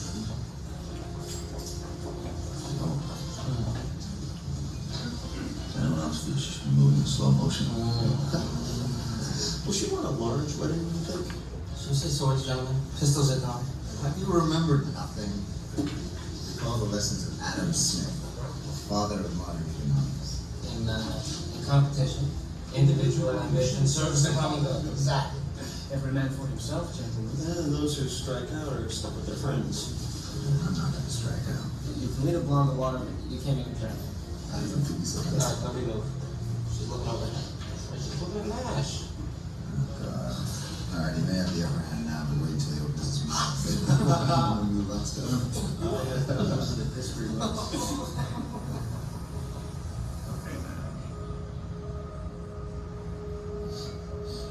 Adam Smith needs revision. What are you talking about? We all go for the blonde.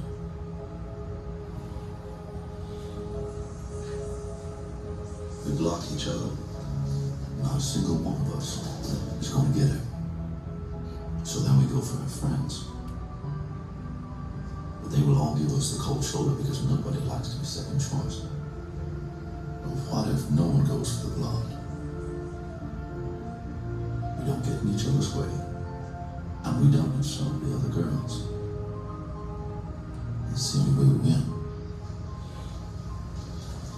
That's the only way we all get laid.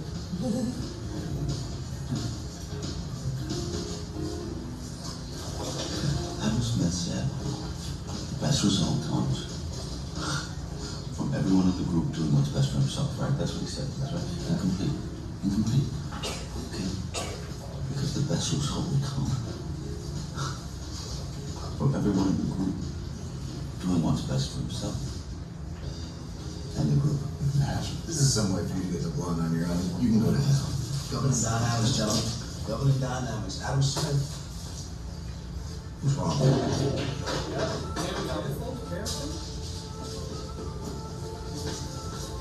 Thank you.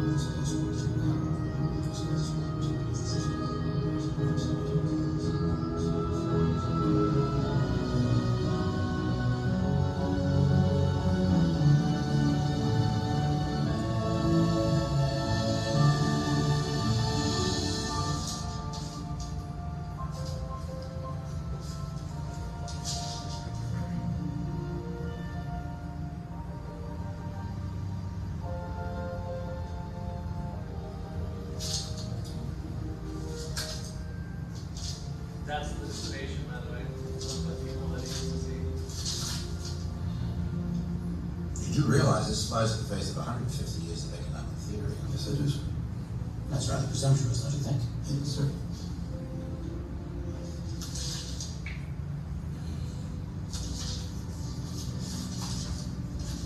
Well, Mr. Nash, with a breakthrough of this magnitude, I'm confident you will get any placement you like.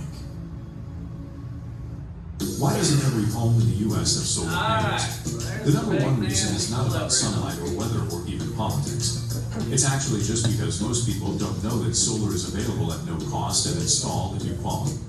So you can imagine the way we're setting up game theory of how that one might play out with choices and the people and the agents. So this is one that is a little more strategic. So this is a game called Golden Balls. Where's my UK? You know this game? You're UK or where are you from again? Yeah, I'm from where? Do you know that game? Game show called Golden Balls? Okay. This is out of the UK. I think it's been going for years, and you'll see as it plays out, but basically each player has to make a choice, and then their pot that they'll get is determined by the choices that they make. So we'll let this play out. This is one of the guys here. Those of you on Zoom, we started at about the 4-minute mark.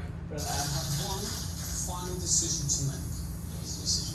We're now going to play split or steal.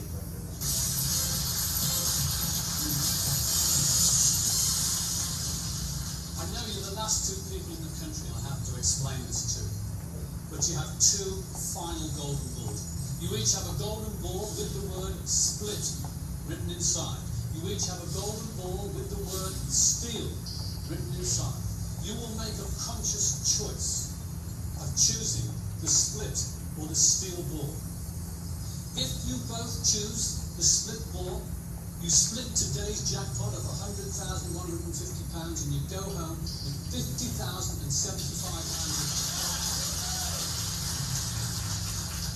If one of you splits and one of you steals, whoever chooses the steal ball will go home with £100,150.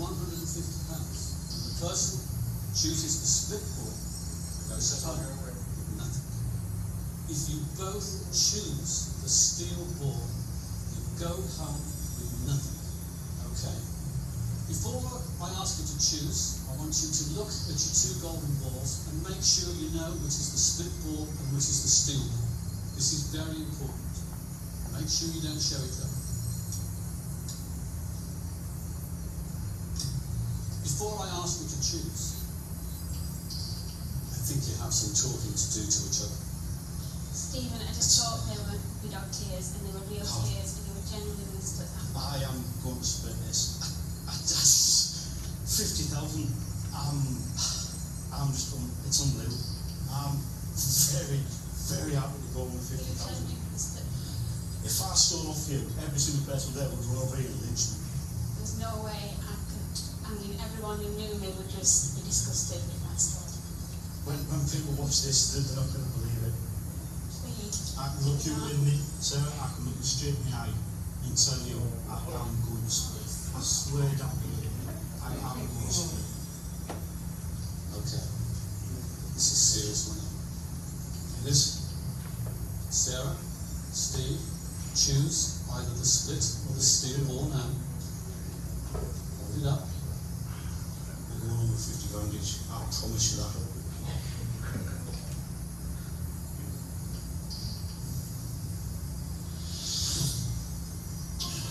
Split or steel?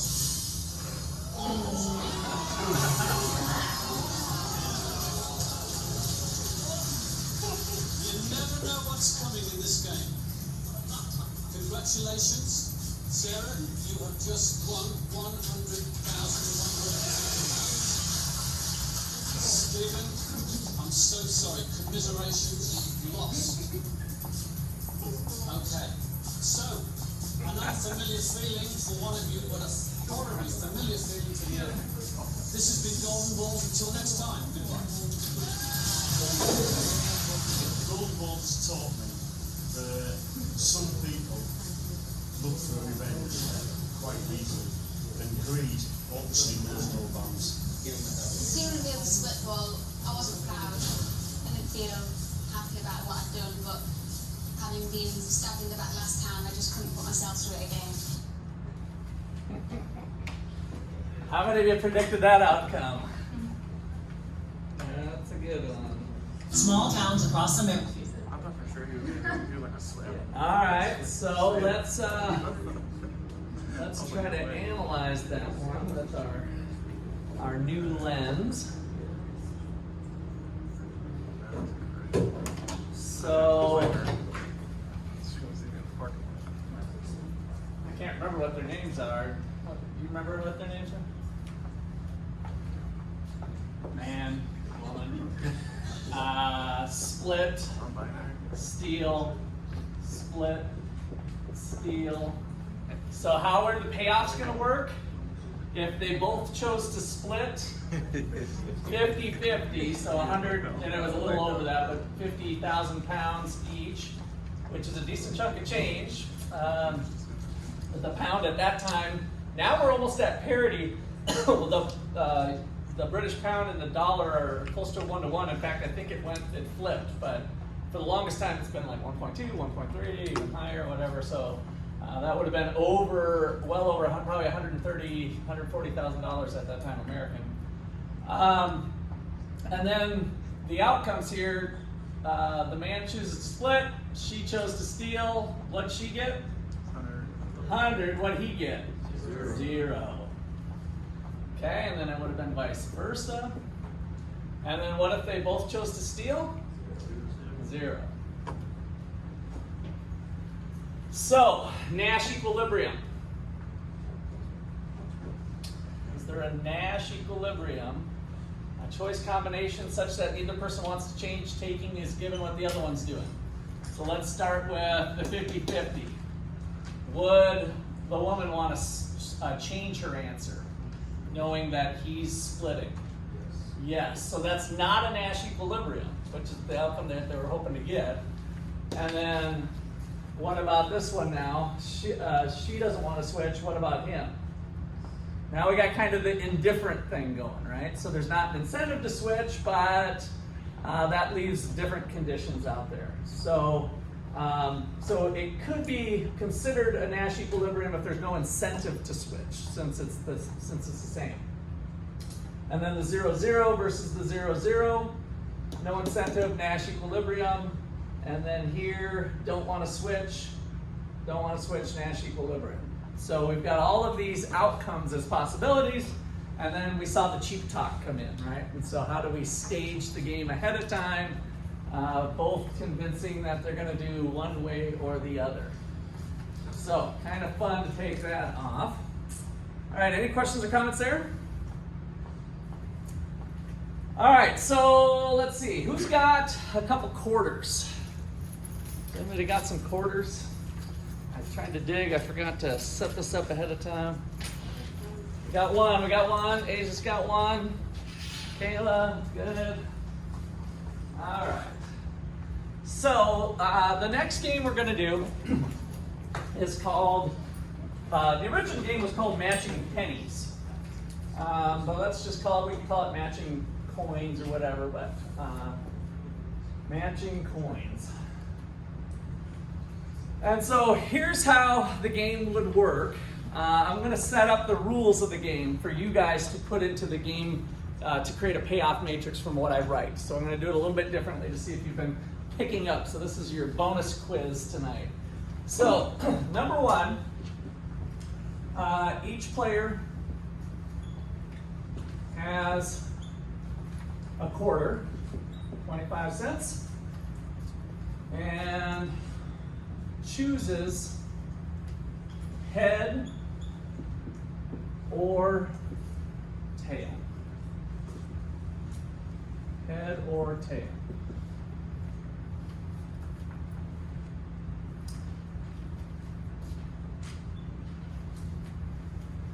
Okay. So players conceal choice from other, and then on the count of 3, reveal their choice simultaneously. There's a little hint, we got a simultaneous game. Number 3, if the coins match, player 1 wins. Wins the other's coin.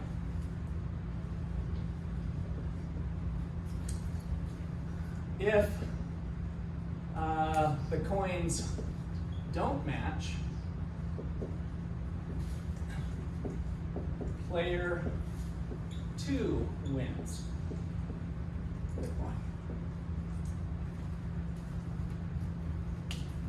coin. So that's it. So just to make sure we're all understanding the game, let me give Asia her coin back.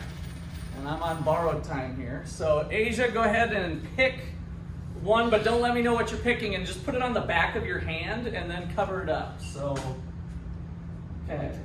Have you made your choice? All right, on the count of 3, 1, 2, 3. Head, head, so the coins match, and so player 1 wins. And I'm player 1, so I win. So that's how the game's played. So now I want you to set that up. Did anybody have any questions on the game? Put that into our payoff matrix. So create that game on your payoff matrix.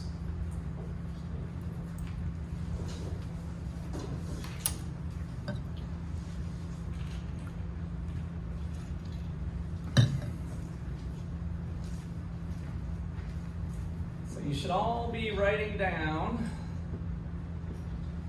And I'm going to randomly select 6 of your papers to show to the class. So you should have this type of setup with the 4 square. I'll let you fill in the rest of it. Are we doing total from the transaction or total after? You set it up the way you think we just said. I have the quarter, Asia had a quarter, and that's how we played it out.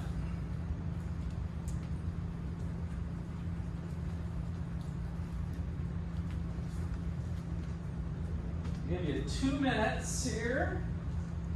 And then I'm going to randomly take 6 of your papers. And we'll see if any one of you figured this out. Can you read through 1, 2, and 3 one more time? Yes. So, is it off screen? Just hard to read. Each player has a quarter. Each one's going to choose head or tail. And players are going to keep their choice from the other. And then on the count of three, sorry, I was off camera, but I showed you. I'll try to remember that next time. Reveal the coin, and if the coins match, like it's head-head or it's tail-tail, then player 1 wins. If the coins don't match, then player 2 wins.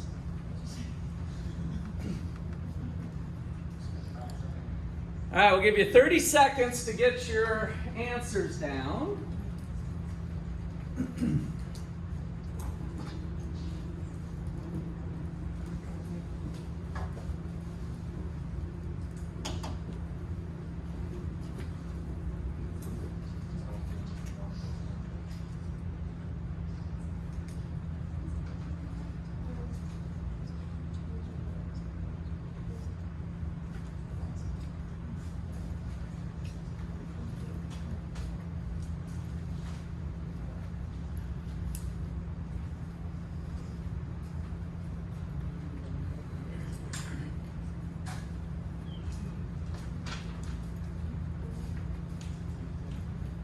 So Asia, give me a number between 5 and 10.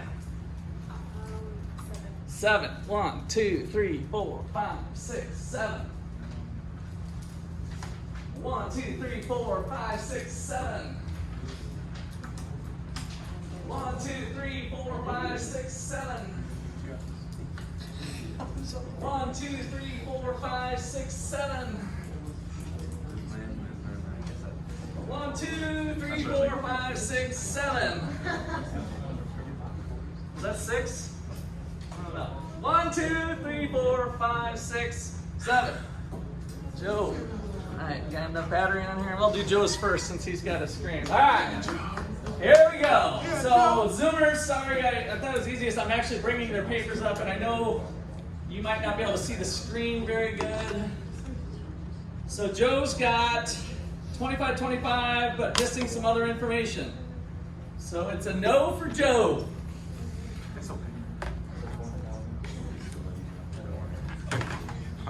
All right, let's see. What do we got here? We've got 1 and 2, so I like that you got that. If they match 2 to 0, 3 to 0, not too bad, but incorrect. I like your setup, but 100, 0, 0, incorrect. 0, 0, heads, tails, incorrect. Let's see, are you on this one, Jonathan? Okay. Player 1, player 2, head, tail, gotcha, no. And finally, we got -25, 25, 0. No, nobody's right. Does anybody think they've got something different than what I just put on? I mean, I guess I don't know if I should pass these out or what. Help me out. I knew yours was this one. This one's yours. Anybody got something different? I guess I'll just whose is this? Luke, you got something different? Okay, I'll take JC's since yours is wrong already. And yours is wrong too. So we have a couple different ones. There's Luke's and there's JC. Both are wrong. I'd say Luke's is the closest. So what's Luke off on?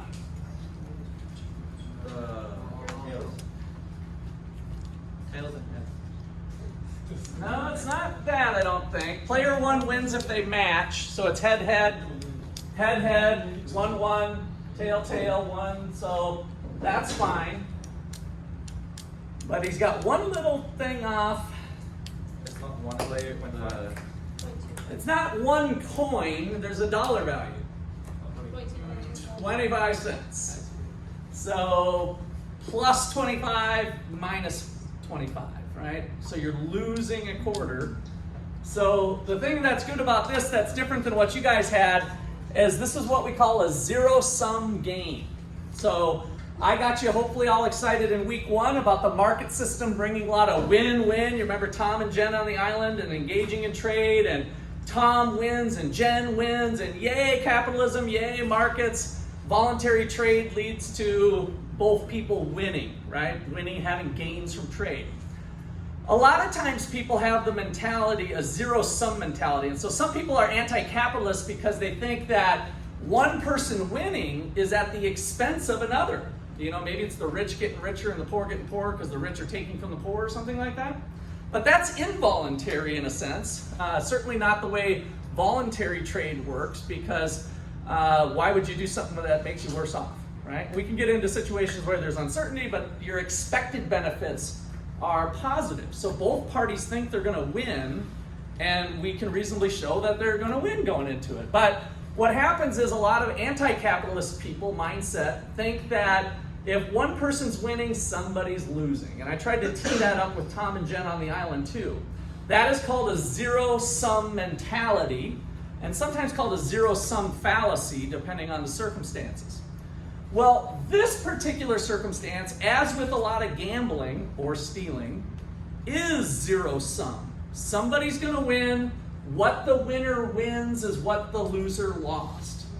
The payoffs add to, what does this add up to? 1 plus -1 equals 0. A zero-sum game. What the winner wins is exactly what the loser lost.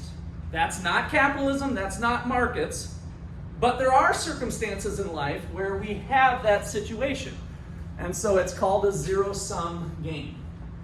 All right, and so the only thing wrong here with Luke's is maybe putting the payoffs of the quarter. So if you guys want to draw it correctly, I guess I'll adjust Luke's here, if I can find a pen. I had a pen up there somewhere. There we go. All right, so just a friendly amendment maybe to Luke's would just be that this is a positive 25 cents and this is a negative 25 cents. So instead of the ones here, it's just negative 0.25 and positive 0.25, since those are the payoffs of the game. Okay, now it could have been a gold coin or a lump of gold, and then Luke's would have been right, like 1 lump of gold, like we didn't specify what the dollar value was. But since we had the dollar value specified, you want to include that dollar value in there as well. Okay, so now, did any of you ever play this back in the day as a kid or anything? We used to play this in the lunchroom, I remember, in 7th grade.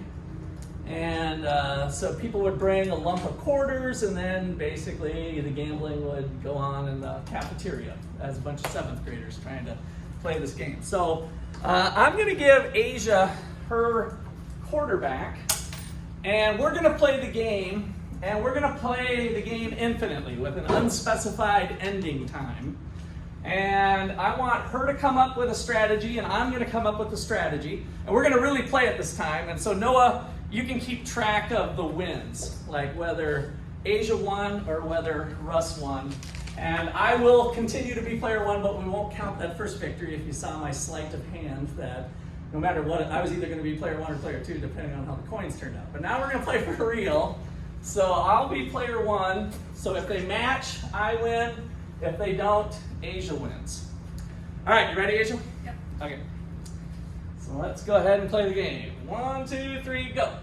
They match, I win. Tails, tails. All right. You ready? 1, 2, 3, go. They match, tails, tails. I'm on a streak. They don't match, Asia wins. Okay, 1, 2, 3, go. They don't match, Asia wins. Heads, tails for me. 1, 2, 3, go. Oh, I win again. They match. Tails for me, tails for her. 1, 2, 3, go. Tails for me, heads for Asia. Asia wins. 1, 2, 3, go. Oh, this is where I should have, they don't match. Asia wins. Sorry, Zoomers. I should have maybe either brought Asia up or adjusted the coin. So we're playing this game right now. Sorry.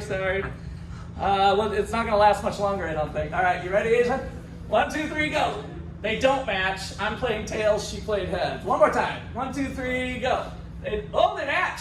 Russ wins. Okay. I played tails. She's got tails. 1, 2, 3, go. They don't match. She wins. 1, 2, 3, go. They don't match, she wins. 1, 2, 3, go. They don't match, she wins. 1, 2, 3, go. They don't match, she wins. All right, so my point with all that is I had a strategy with this repeated game. What was my strategy? Don't change. Pay tails all the time. Now, on about the third time, I think you switched to heads, and then we went back and forth. What was the final tally there? She had 8, you had 4. Okay, 8-4 by the time we went out. So, was playing tails all the time in a game like this a good strategy for me? No. So, Asia took a little bit of time, but she figured out my strategy. Oh, he's just going tails all the time. And so eventually, that would be a losing strategy. You might have some early wins, but eventually it's going to go away. So what is the optimal strategy for the game, given those circumstances? Mix it up. Okay, so suppose that I have a die, so a 6 normal die, and I'm going to play tails if it's 3 through 6, but if it's a 1 or 2, I'm going to play heads. You with me? So 6-sided die, normal die, and we could roll the die or just have a random thing on our phone or something. Is that a good strategy for me to mix things up by playing tails, this time now 3 through 6, and if it's 1 or 2 though, then I'll play heads? Would that be a good strategy long term for me? No. Why?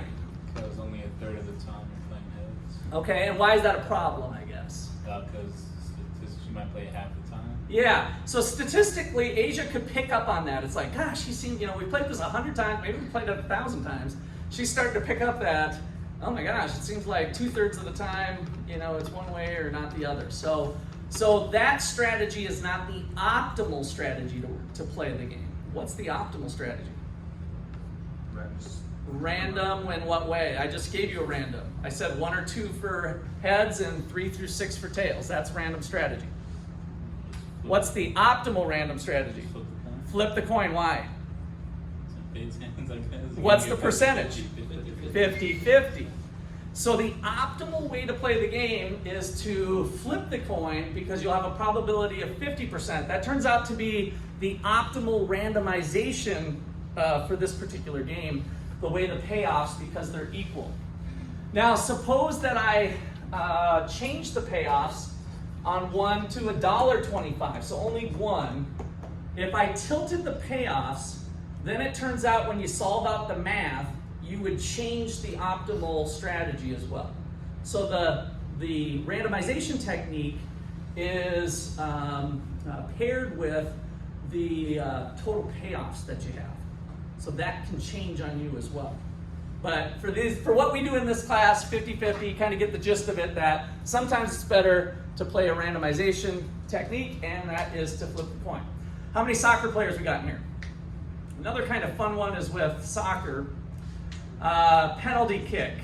Go left or go right?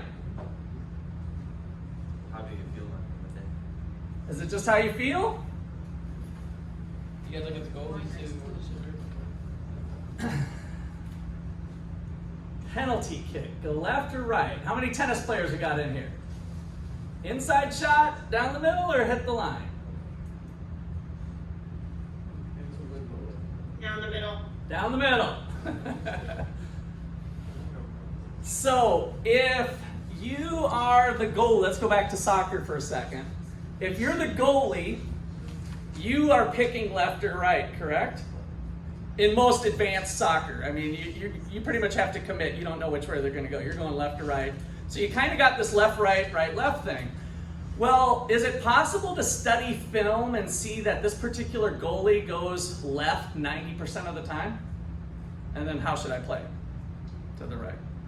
So that's been done before too. The optimal strategy of left-right with soccer is to probably go 50% also. And so I know that I've seen read some things where they'll study film and say 60% of the time this goalie goes right, so we're going left tonight. But will that work? Will it not? Was it a grand strategy or some other thing? But So there, you can look for those ways to exploit people on that. That's also the way a lot of card games go. If you're playing Texas Hold'em or other games, you're reading the percentages, and the optimal way to play this is with these cards out is to play this way. So a lot of that stuff comes down to a mixed strategy equilibrium to get the pot that you're looking to get. Okay, any questions or comments there?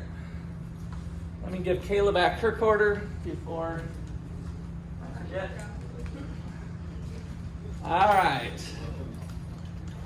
So let's shift gears here and do a little. Let's see how much time we got. There's one more Golden Balls one that's pretty good. Are you guys up for another little Golden Balls episode? It's different. So, all right. Well, let's see if I can load that one up. Oh, this is going to be a little tricky.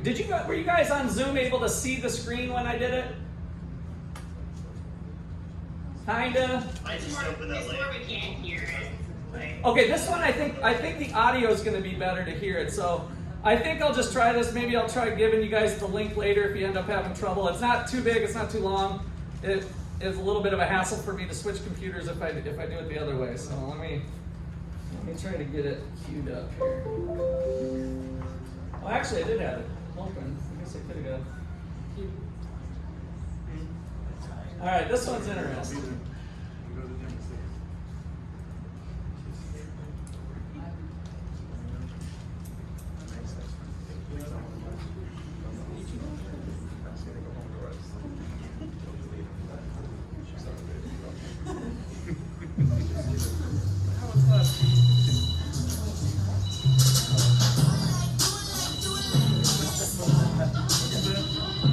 Oh, we got a long ad this time.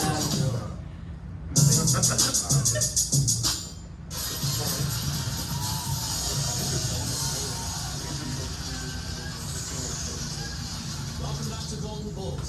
After a run of big cash balls, Abraham and Nick now have £13,600 in front of them. We know they've got it, but the golden question is, can they keep it? Abraham and Nick, you now face a very straightforward choice, but it's a choice that could make one or both of you extra wealthy, but it could also lose both of you everything that you were fought for today. They have to decide to split or steal.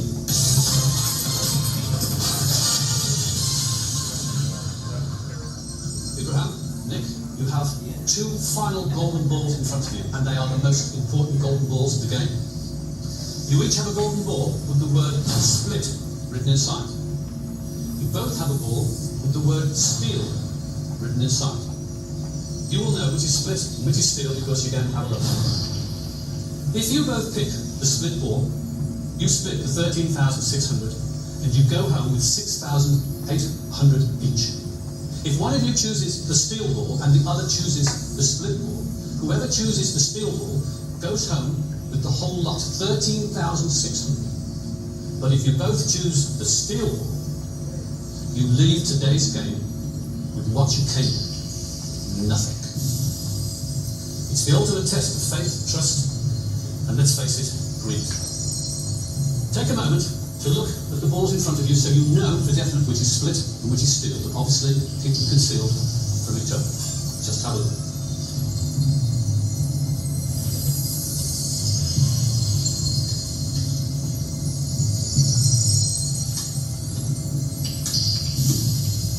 Okay.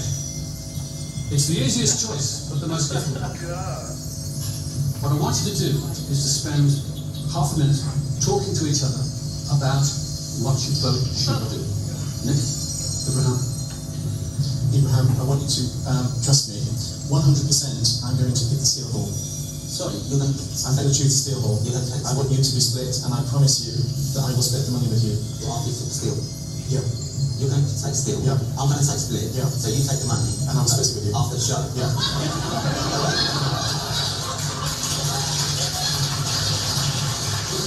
I promise you I'll do that. If you do steal, we both walk away with nothing. I'm telling you 100% I'm going to do it. I appreciate that. Right, I'll give you another alternative. Why don't you just both pick split? I'm not going to pick split, I'm going to steal. Abraham, honestly, 100% going to steal. It's in your nature to steal? No, I'm honest, and I'm going to tell you. You're an honest I am, that's why I'm telling you to steal. If you do split, then I will split the money. I can't see myself doing that. Okay, well I'm going to steal, so I'm going to leave with nothing. Where's your brains coming from? I can't work out. I know that I'm a decent guy and I will split the money with you. Well, we should just have split then. No, I'm going to do steal. There is no No, legal I know there is. I know there for him is. to give you the money. Of course. If I gave you my work, now let me tell you what my work means. Okay. My father once said to me, a man who doesn't keep his word is not a man.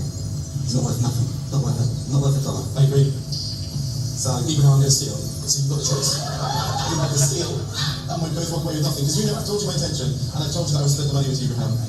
If I gave you my word that I was going to split, I would split. And you're going to take steal. So The only way you can guarantee to walk away with 6,800 is to guarantee that you both put the split all in. And I do now have to push you for a decision. It's a tough one. we've lost it. We've lost everything. Well said. We walked away with no money because you're an idiot. No, that's not. You're an idiot. That's what you're an idiot. This could go on all night, and these people are going to get up for breakfast. Nick, choose split or steal. Abraham, choose split or steal. Now, please. Choose a ball. Right, I'll tell you what, I'm going to go with you. Okay. I'm going to go I with promise you I will split it. You cannot change the balls now. Split or steal? Yes, congratulations, you're both split and each received £6,800. Why did he do that? Encourages him to split. What was he trying to make darn sure of? That he was going to pick split so that he could split it with them. So kind of a different strategy there. They got a little bit of Well, it's charity all the way. And a market trader you can really trust. Congratulations to you both. I've been Jasper Garrett. This has been a remarkable game. They've been lovely. This has been Golden Balls. Until next time. Goodbye. Now, I'm running. I feel running. That was the hardest money I've ever had to work for. I feel great. The other 7 left in the charity sector trying to get money. I'm going to buy an oven, and I think me and my friends are going to Australia. With the money I've won, I think I'll risk my money on. Garden of Life's doctor-formulated women's probiotics contain 40 billion probiotics that help your digestion. There we go. Split or steal. Kind of fun. Little game theory stuff. All right, so that's chapter 15. Chapter 16 is kind of related, but we're going to get into situations where there's not as many rules. And so this, again, is a lot of stuff that John Nash brought to the table. So the chapter's title is Bargaining. And so it kind of starts off laying out what we did so far with game theory and then where we might be going. So you guys can give this a read.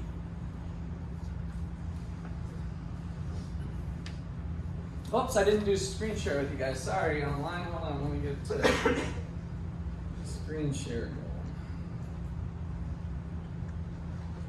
Forgot about that part.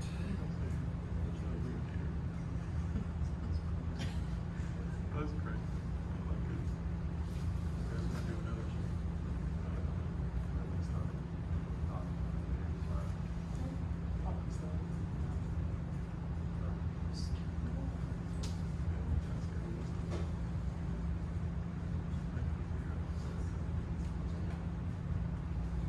All right, let's see if that works here eventually.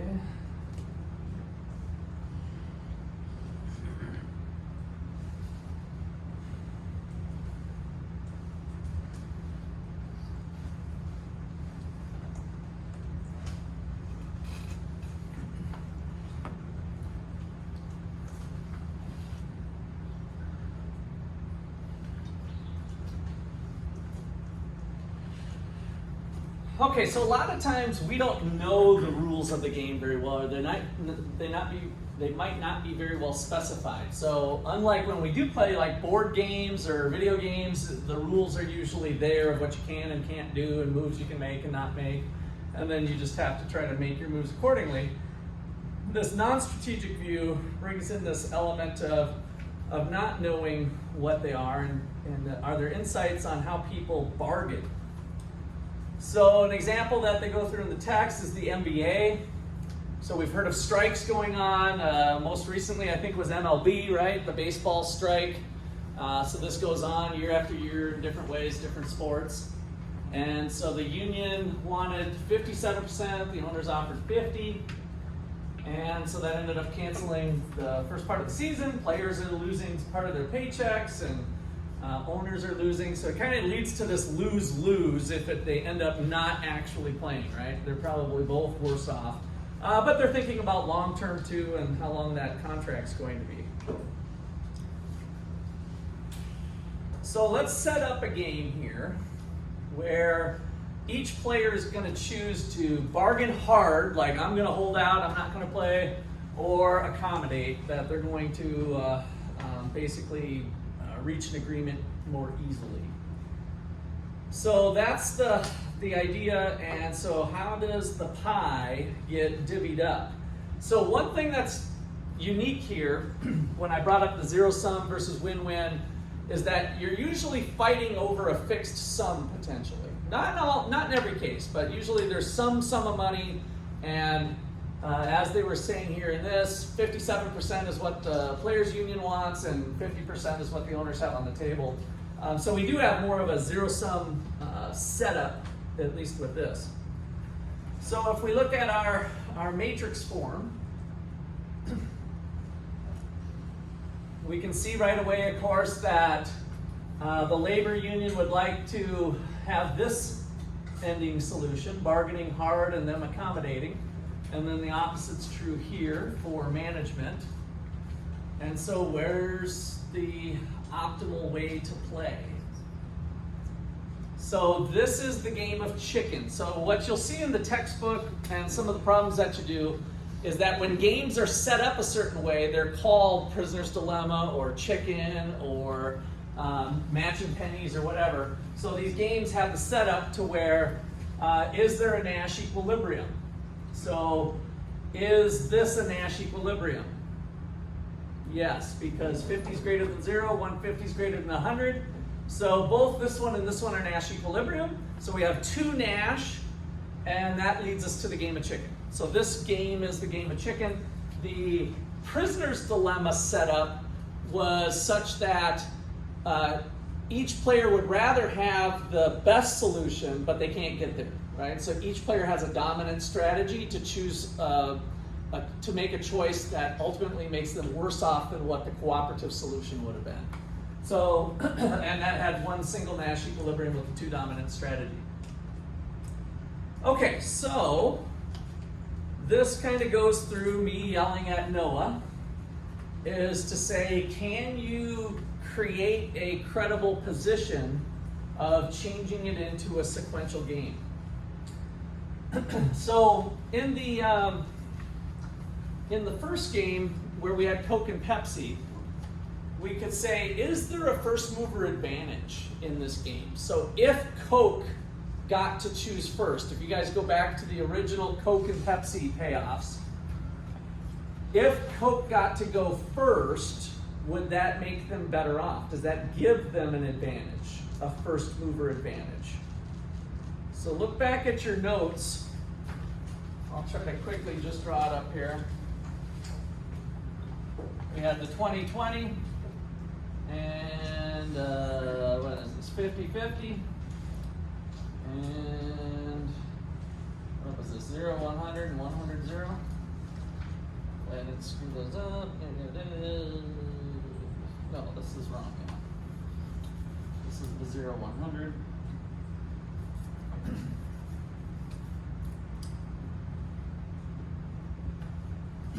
So we had Coke and Pepsi. Suppose Coke gets to go first. Does that give them an advantage? Does Coke have an advantage going first? I see some head shaking, yes. I think it depends on what move Coke makes. It does, so that all I'm saying is, does Coke have an advantage by moving first under that first game we did? Is it an advantage to turn it into a sequential game where Coke's gonna make their choice and then Pepsi's gonna make their choice? Does that give them an advantage? Pepsi's. I think it doesn't give them an advantage. Okay, go ahead, Brianna. Their only option is to pick high, because if they pick low, then Pepsi can easily come back. Yeah, that's right. So there's no advantage. And we kind of learn that with the dominant strategy. So when we have a sequential game, if you're Coke and you're moving first, how should you approach the game? What's your way to solve what's best for you if you get to move first? What do you want to do to solve the game? What does the author mean by look ahead and reason back? You want to decide what Pepsi would do. You want to decide what Pepsi would do. So to look ahead, as the author prescribes here, is to say, what would Pepsi do for me? And so if I choose high, what's Pepsi going to do, high or low? High. So is this 100 even possible for me to get? No. So that's not even a realistic answer. And if I, being the leader, Coke, choose low, what is Pepsi going to choose? High. So again, is this realistic that I might get a 50? No. So then, now that these are the two solutions, which one should I pick? High. Because if I pick low, Pepsi's going to pick this. 0 is worse than 200, so I'm going to pick high. So I look ahead to what Pepsi's possible payoffs are going to be, and then reason yourself backwards of, well, what would Pepsi do? So that's the process we just did with that little first one that we did, and shows that Coke doesn't have a first mover advantage under this set of circumstances. Now, do you have a first mover advantage under the game of chicken? If it was sequential and Jordan got to choose first, was that a benefit? Yes. So that's the whole thing of what we're trying to point out here, is that if you can take what is a simultaneous game and through credible threats or cheap talk or getting angry, turn it into a sequential game essentially, then you might be able to get a first mover advantage, or it's as if it would be a first mover advantage if you were able to convince Zach that you flipped your lid and you're going to do it. Okay, any questions or comments there? All right. So here is this game with the game tree form. So again, the payoffs are at the end of the stems, and you look at the combination of the offers. The union is going to choose second, and the management first. That's not necessarily true, but the management made the offer. So management's trying to say, do we go with the low offer, or do we go with the generous offer? So if the union can commit to say, we're not going to play, we're out, we're going to strike, then they're trying to take one of these payoffs off the table. And so don't give us a low offer because we're going to strike. And by doing that, maybe they can turn it into a game to where management's going to put a better offer right up front and get to their desired solution. All right, so just kind of our last look at that type of setup with bargaining. Again, that's where the payoffs are known better. So give this one a read.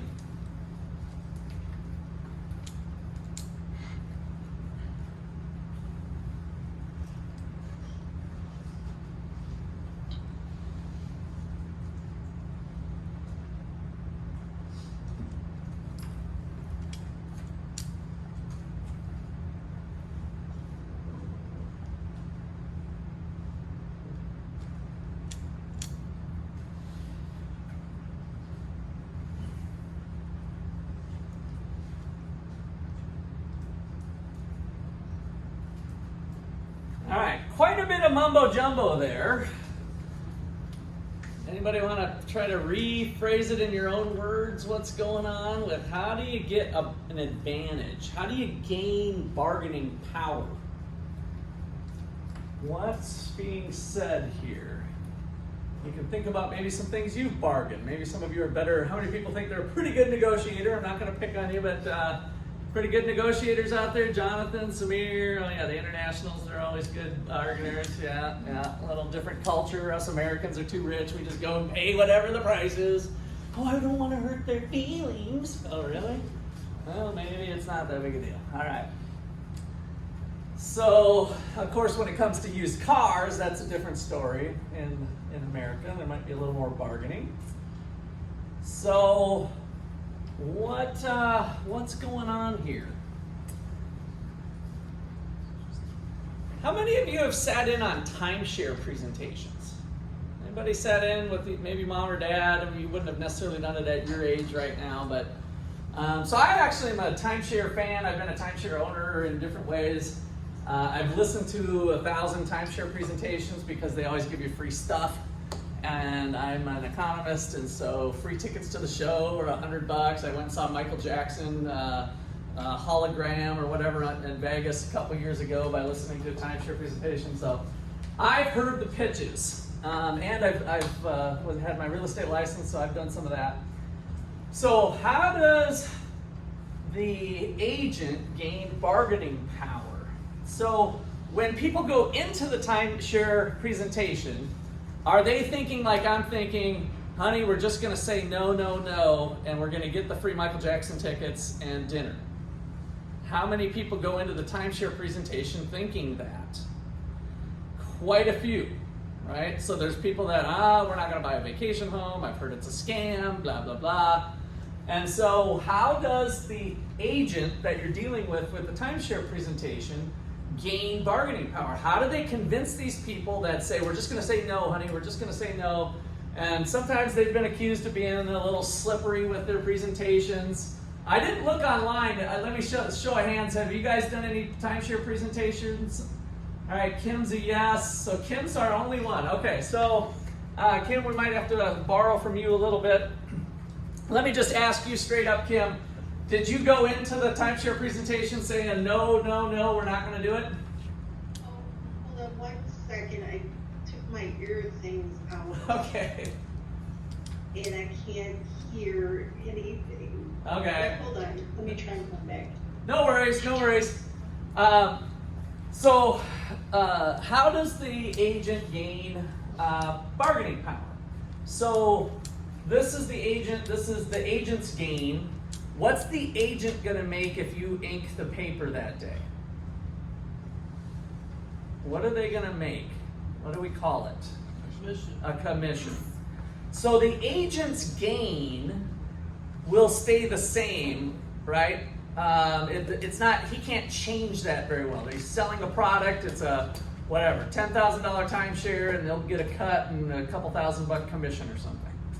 So what do they do during the presentation? And maybe this isn't even a good example because you guys haven't been to some of these presentations, but they're going to start to tell you stuff like, well, do you like to go on vacation? Well, yeah, I'd like to go on vacation. Do you like to stay in nice places? Yeah, I like to stay in nice places. What's the last vacation that you took? Oh, we went to Florida with the kids. Oh, where'd you stay? We stayed at the Holiday Inn a block from the beach. How much did you spend? We spent $1,000. Well, would you like to spend $1,000 and go once a year and be in a place like this, the resort that we just put you in? So what is the agent starting to slowly but surely do? Is to raise your gain. You came in thinking, no, no, no, we're not going to buy anything. But through reason, they start to raise the benefit to you of actually buying the timeshare. And so the more that they put on paper and kind of show you what's there, you're starting to see gains that you didn't know were there, right? And so as they start to win you over with maybe the logic and the money and the thing, and I'm not saying it's a scam, I mean, it's a legitimate way to go travel. Some people get burned by it, but plenty of people are happy customers too. And so the point here is that as they raise the gain, then the agent's bargaining power is going up, right? They're starting to gain traction with these people in getting them to sign the deal. All right, so any questions or comments so far? All right, so now we're going to get a little more mathematical with this. So Nash's idea was, how do these things come about? How do we come to a solution when we don't know the outcome? And so he had this sharing idea that each one's going to take into account what their disagreement value is. So if I don't do this deal, what am I losing, right? So if I don't do if we disagree, or if we come to terms, then there's going to be some benefit. And again, it'd be a win-win situation. I win some, the seller wins some, right? So we have some benefit, but also we have an opportunity cost that's built into that. And so how much does each person gain then? Well, we're going to be, his outcome here, his solution, was we're going to split the gains 50-50. So if there's an amount of money that's out there, we're going to meet in the middle. How many of you have seen that with negotiations you've done? Somebody says, well, let's just meet in the middle, right? You're at 100, they're at 80. Hey, buddy, how about if we just meet in the middle at 90, right? And so we kind of have this human nature of kind of meeting in the middle and sharing the distance that we're apart with each other. Okay, so that is how he sets things up. Let me go on to the next one here. So we can look at player one's gain. So player one has the disagreement value plus the difference between the two. So if we increase, the point that he's trying to get at is that how can we gain our bargaining power?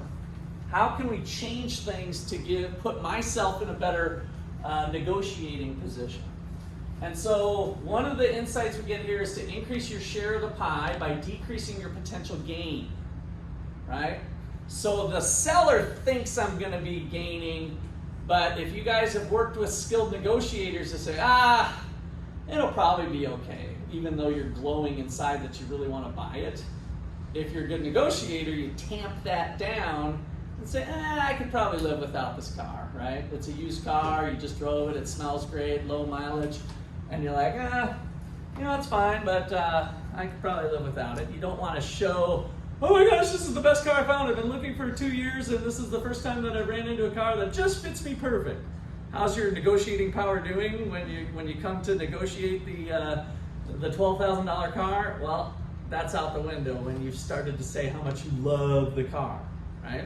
So instead, you downplay your gains. So increase your share of the pie by increasing your opponent's potential gain.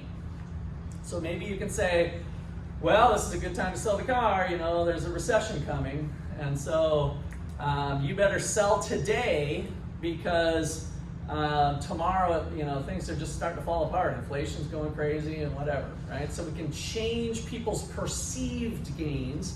No agent really knows for sure what the other one's winning usually, or at least to each degree. All right, so let's try to put this in an example. So I dealt with this a lot with real estate. So I have a $200,000 house, and so you're the buyer, and you're with a seller now who's maybe down to 200, maybe it started at 210, it's kind of irrelevant, but something high. So now you're at this point where they countered 200 and you had put 190.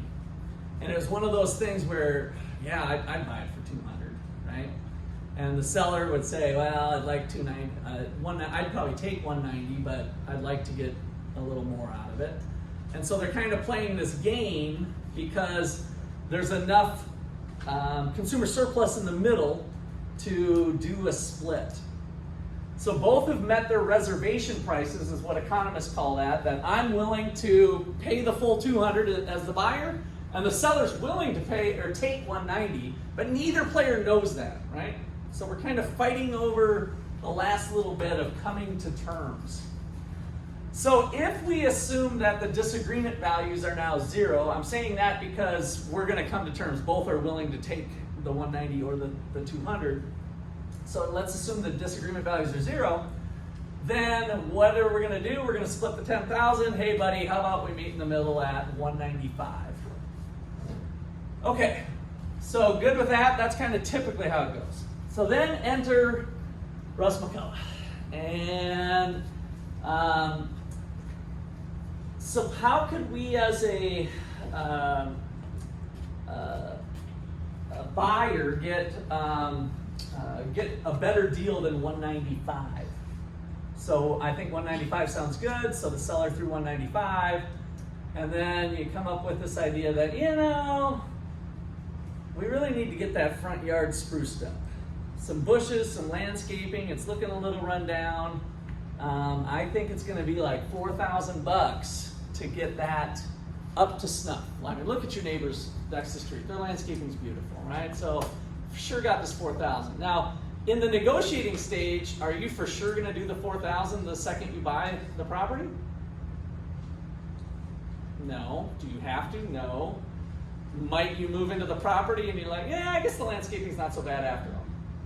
Yes. I mean, and maybe you're not lying, maybe you are pushing the envelope of what's real and what's not, but it's possible that that could be. The point is, it's kind of like our negotiating thing that we were doing earlier, is that if I can convince the seller that there are some real expenses that I'm going to have to do to get the place spruced up, I'm going to change the middle, right? So I am decreasing my perceived gains of buying the house. I'm not gaining the 5 anymore. I'm not gaining as much because I'm going to have to cough up 4,000. And if the seller believes that, I can kind of change the middle. So what is the middle changed by? So is 193, how does the seller think about 193? Given, so the whole picture here is, I'm gonna have to spend $4,000 to get it spruced up, you know, would you take 193? So is that going to be perceived as a fair deal after the seller's done 195? Jonathan? Well, the agreement surplus was 10,000, but right. Now with the 4,000 in play, that's down to 6,000. Good. And so that 6,000 split in 2, it gets you Gets you to the 3, right? So following Nash's logic, so Jonathan's got it, is that if the 4,000 is a real number, then the gap is no longer 10, it's 6. And so let's meet in the middle is half of 6 is 3,000. So the seller giving up, offering 3 sounds reasonable, right? They're paying part of that gain again. And so this is of course nothing that you ever know, but that's what his theory was on bargaining. And so each party still wins, but the key is to try to change the middle a little bit by coming up with some things that may or may not be hard and fast numbers like the 4,000. Okay, questions or comments there?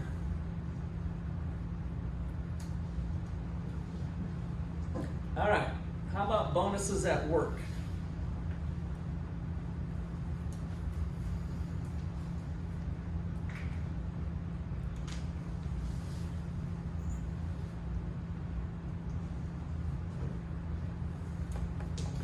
So there was a study, has anybody read Freakonomics?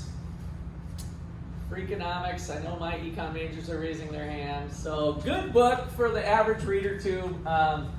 It's a number of situations where they study are things what they seem they are. So with salespeople, the commission structure is that it's a fraction of the sale price, right? So if the sale price is $200,000 and the commission is 6%, the salespeople get 6% of the 200. And so if you're representing the seller, the higher price you get, the higher commission you get, right? And so it looks on the face of it that that would be in line with the benefits. But what they find is that sometimes if it's structured a little bit differently, we might get people accepting weaker agreements to get like a fixed bonus. So if the bonus is a fixed amount maybe and not a percentage, then we might get people behaving a little bit differently. So we got to be careful with bonus structures that it might not always work the same way by lowering the gains to the company and thinking about the disagreement values of the agents that you're using. Okay, give this a quick read. This basically rehash what we've already talked about.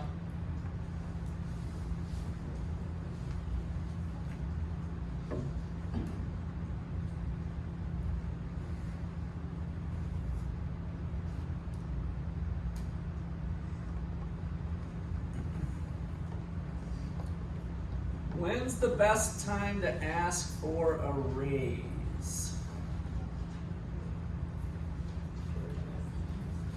When's the best time to ask for a raise at work? How can you strengthen your bargaining power as an employee? Jonathan? When you got another job lined up, right?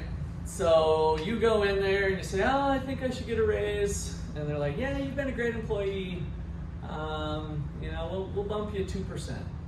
And then you're happy that they gave you a raise, but you kind of show them the headlines. Did you see that inflation's 9% in our economy right now? So 2% doesn't quite get me up far enough, but you weren't in maybe a good bargaining position, but you could change that by having something else lined up. So what are we doing when we have something lined up?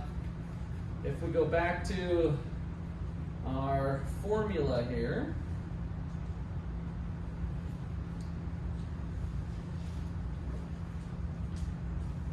so your bargaining power as an employee, your opponent's game. Who's your opponent in this case? Your boss, your employer. So how are we structuring things with you having another option? What are we making them think about? Why are you strengthening your spot? What's happened to this equation in terms of what you can do? How does it strengthen? Has your disagreement value gone up or down? So D1 and T2 is the disagreement or the payoff if no agreement is reached. So you want that new job to be really good or about the same as what you're in? Really good, right? You want it better. And so now you are changing. If we don't come to terms, then the benefits have changed to benefit me. So let me go back to that spot here.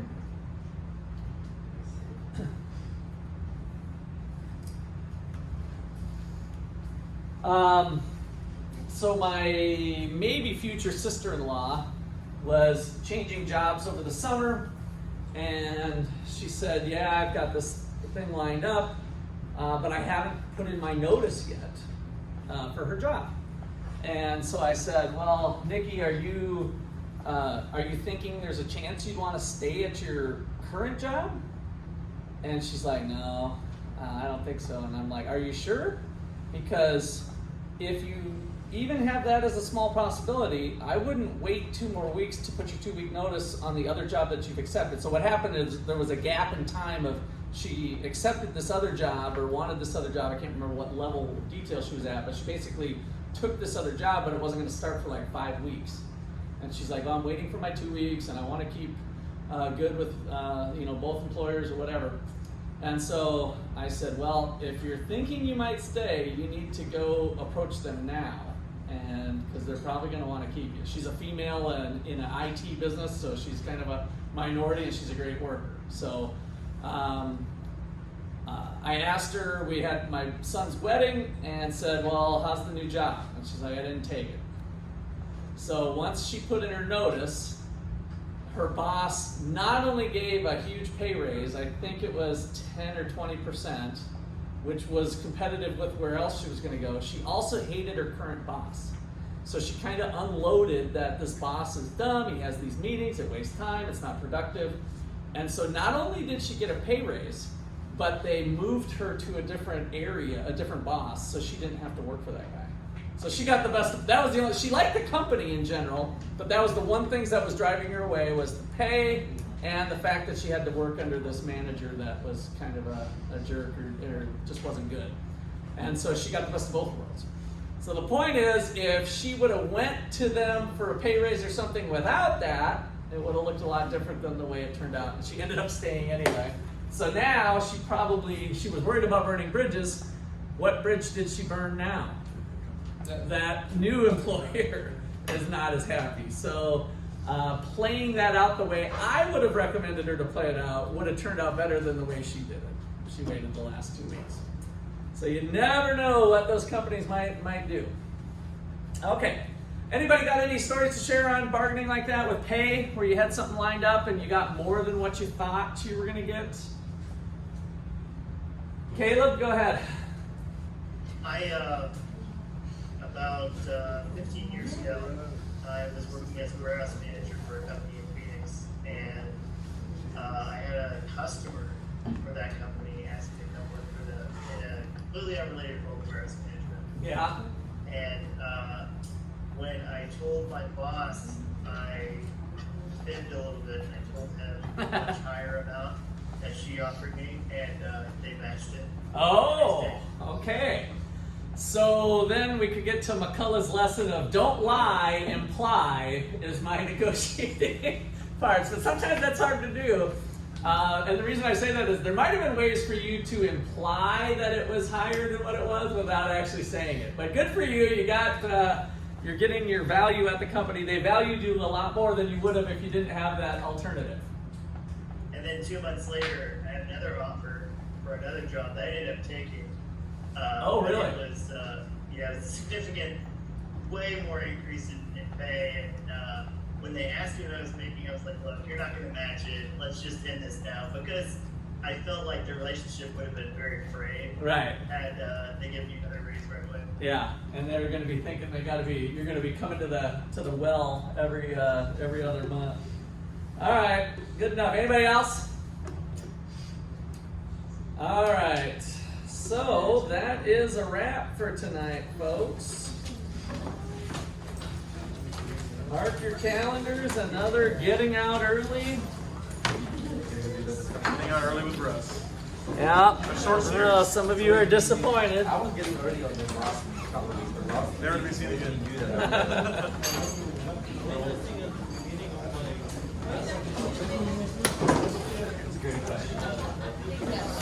Tuesday next week, Russ?